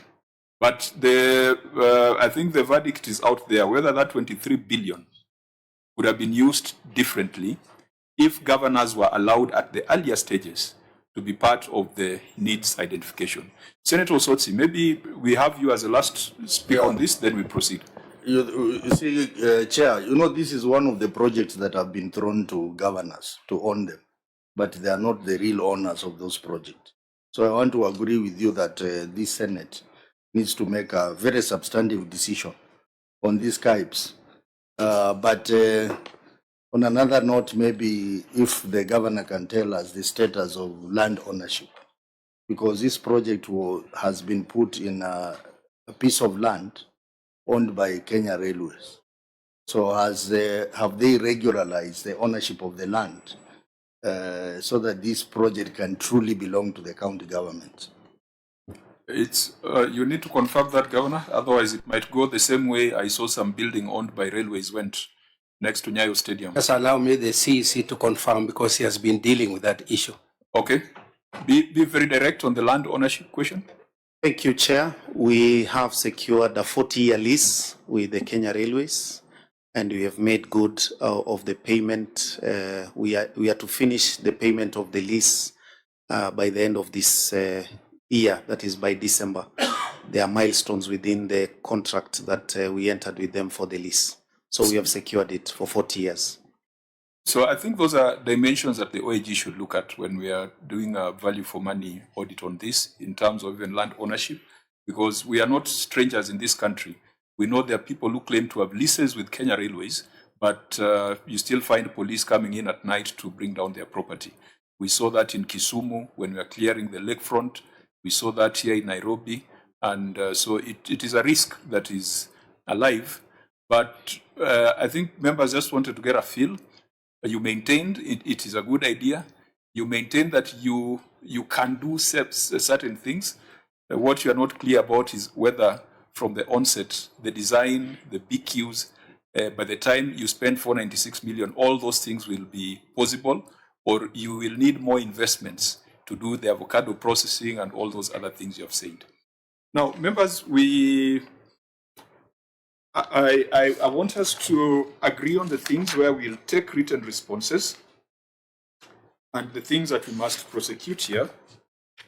In the morning, when the OAG was updating us on inconsistency of carriageway on opening and maintenance of roads, the OAG reported that you were awarding contracts to build 4.5 meters of roads. And yet, what was being delivered was 3 meters to 3.5 meters. Now, we asked the OAG to give us the specific details of those projects. Because if that was the case, this would be a clear case of theft. OAG, do you have those details of the roads where there is inconsistency on the width ordered versus width delivered? Chair, you'll give me some time, maybe 2 to 3 days to get back and see whether there was a schedule of those roads that were done like this. Well, but for you to cite it, it means that you came across it, unless it was theory. Yes. So you don't have the details, the specific details. As per now. Yeah, because we need to know which contract was it, who was the contractor, who was the accounting officer, who was responsible. Because if this is confirmed, this is just a matter of investigation and prosecution. I don't think this is a matter that needs to be discussed. It is obviously an illegality if we can find the details to support it. So as you're doing that, are you also going to, on hire of road maintenance equipment, you had said that you got the work plan. They gave you the work plan. Chair, they gave us the approved work plan with specification of activities. So what is it that we had asked you to do? We had asked you to refer to the KRB or RMLF audits to check whether these roads under that paragraph, there could have been some double accounting. Yes. So you are clear on what you need to do. Yes. So please do that deeper analysis, and then it will allow us to write our report and seek a resolution of the House. Irregularities of registration of PWDs and approvals of tax exemptions. You confirmed that this has now been resolved? Yes. Financial statements for level 4 sub-county hospitals. These will go to the County Public Investments Committee, and Senator Sotsi will competently deal with this. Weaknesses in revenue collection management system. Here there is a problem because even on prior year issues, there were some concerns that were raised on revenue collection systems. I think there was supposed to be a cost-benefit analysis of the revenue automation system, pending works by vendor on revenue automation system, unutilized POS machines. My concern, OAG, is that those three issues under your Appendix 1, issue number 18, 19, and 20, they didn't find their way into the ROR. They are not in the receipt of revenue statement, and yet they are still outstanding. Issue number 18. Your Appendix 1 on unresolved prior year matters. Yes. Cost-benefit analysis on revenue automation system, pending works by vendor on revenue automation system, unutilized point of sales machines. They are not in the ROR statement. Yes. Why? Does it mean they were closed? Not yet. As we have indicated, they are in the follow-up mechanism on the status of implementation of recommendations of the oversight committees. Because they tie to weaknesses in revenue collection management system. Yes, in the main, yeah, in the executive.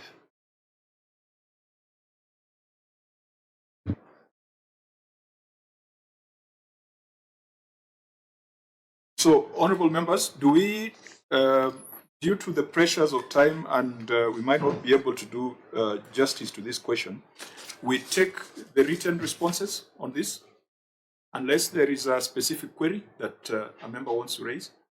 Because this was supposed to give us an inroad into the receipt of revenue statement. There's one challenge this year with the transition to accrual, that we are not able to see the comparative figures prior year and this year. And I think the Standards Board has explained to us that we'll start seeing the comparatives from the second year. So I think we can take written responses, and with your indulgence, if we don't get absolute response during before report writing, after analysis, then the governor and his team can still come back in, because under process of consideration of the audit report, which Parliament does, especially Senate, is we give them a chance to present their part of the story, so that when we do a report, we consider. So we can take written responses, but they should be willing and available and ready to appear, so that the report that we will table in the House would have met the principles of natural justice of hearing both sides. I yield back, Chair. Fine. Since the written responses, the governor, you table them after having taken the oath, we shall take them to be factual, and so we'll try to make our recommendations to the House on that basis. But where there is need to call you again, we will not hesitate to do so. There'll also be the implementation follow-up. The one thing you must advise the county OAG is how to deal with these 32 issues in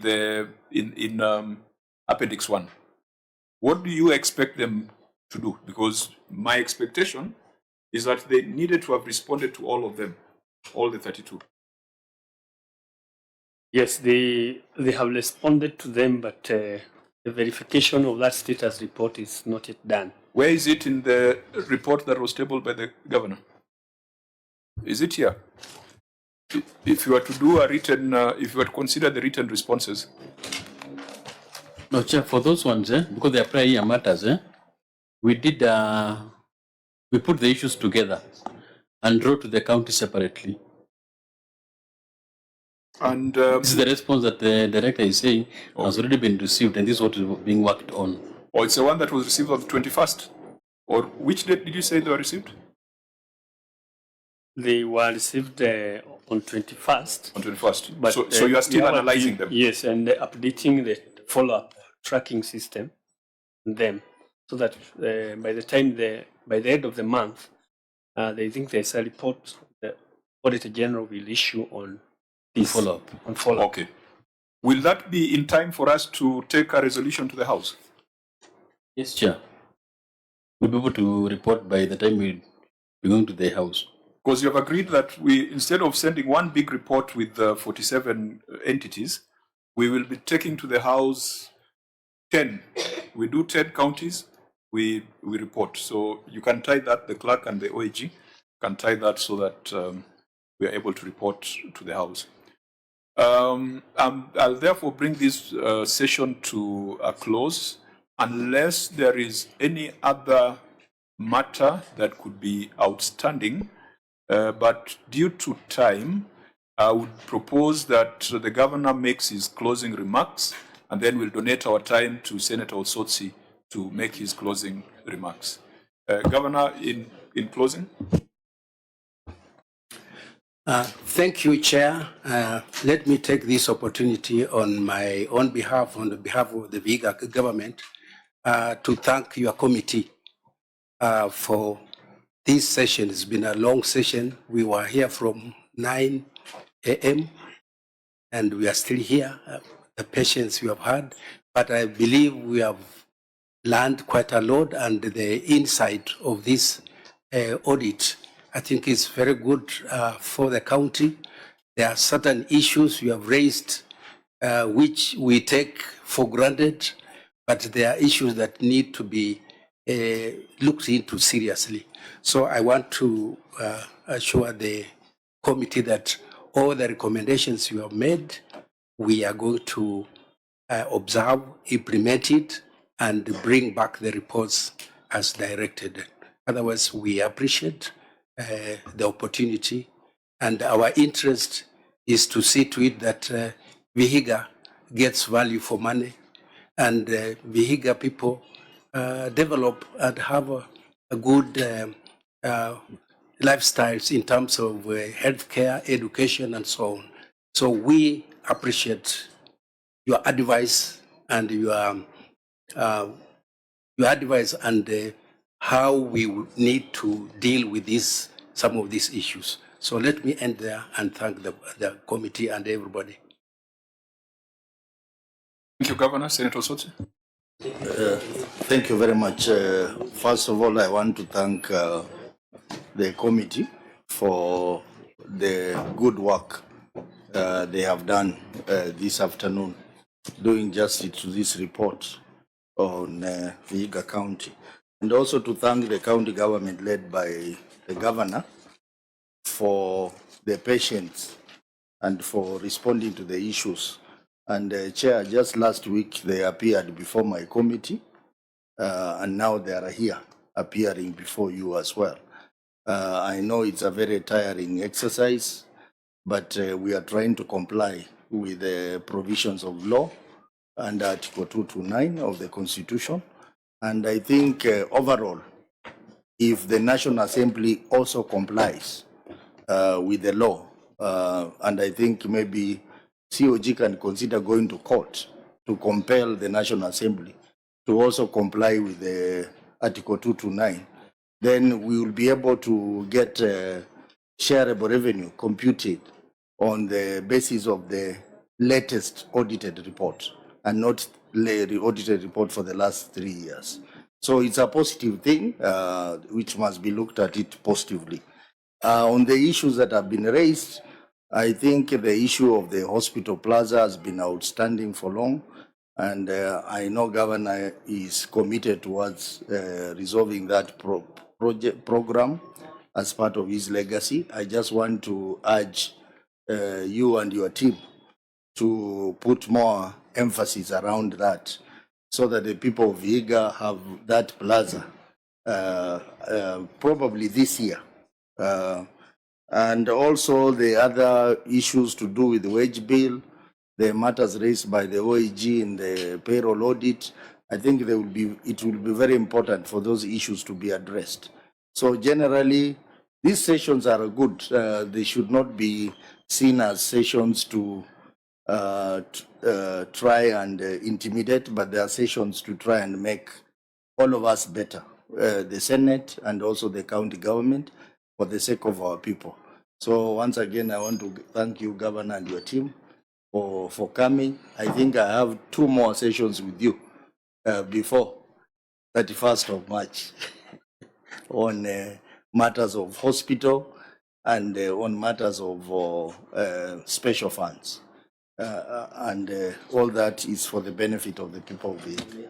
Thank you very much and safe trip back home. Thank you, Senator. Let me just conclude it by saying that, Governor, a lot of these things can be solved through administrative action. So please let that be the first option. A lot of these things can be solved if your audit committee is effective. A lot of these things can be solved if your internal audit and internal controls are working. I'm sure you have an internal auditor. I didn't hear them get introduced here. I'm sure you have a chair of an audit committee. I didn't see them here. I don't know why you are paying them a salary or allowances if they cannot be part of your delegation to a meeting like this. A lot of these things can be solved if the assembly does the right thing. And the right thing cannot be the borrowings and the irregular transactions that we are seeing between the assembly and the executive. It is not the only assembly in the country. We have 46 others, and we have not seen that kind of habit. So let it not be systemic. Let it not be a matter that then becomes business as usual, and yet it is outlawed. It has been clearly defined as an offense under the Act. I want to ask the County Assembly of Vihiga. In the past, the public accounts of Vihiga has distinguished itself. I think in the past we have seen them go through those reports, even share with us some of the reports that they've placed before the House. I want to urge them to exercise their primary oversight mandate and ensure that they can do these things at the county level so that whatever escalates to Nairobi becomes issues of broad policy. I also hope that very soon you will have an unqualified opinion. I'm seeing an improvement in your reports. I think there's a time when we are discussing adverse or disclaimer reports. So if you equip your team, take the necessary administrative action, I see no reason why you should not have an unqualified opinion in the next 1 or 2 years. So that now we can focus more on value for money, we focus more on performance, we focus more on oversight visits, and we focus more on special audits. So I wish you well. As a former member of this House, we want to wish you well so that it is proven that even these gentlemen who want to leave Parliament to go to the county, you can be an example that a former member of Parliament, Senate, or National Assembly can make a good governor. We will support you, but you must also whip your horses so that we move at the same pace. Thank you, and we apologize for the long meeting, for the late start, but you can now relax because you are the first county to have its 24-25 reports considered. The meeting is adjourned.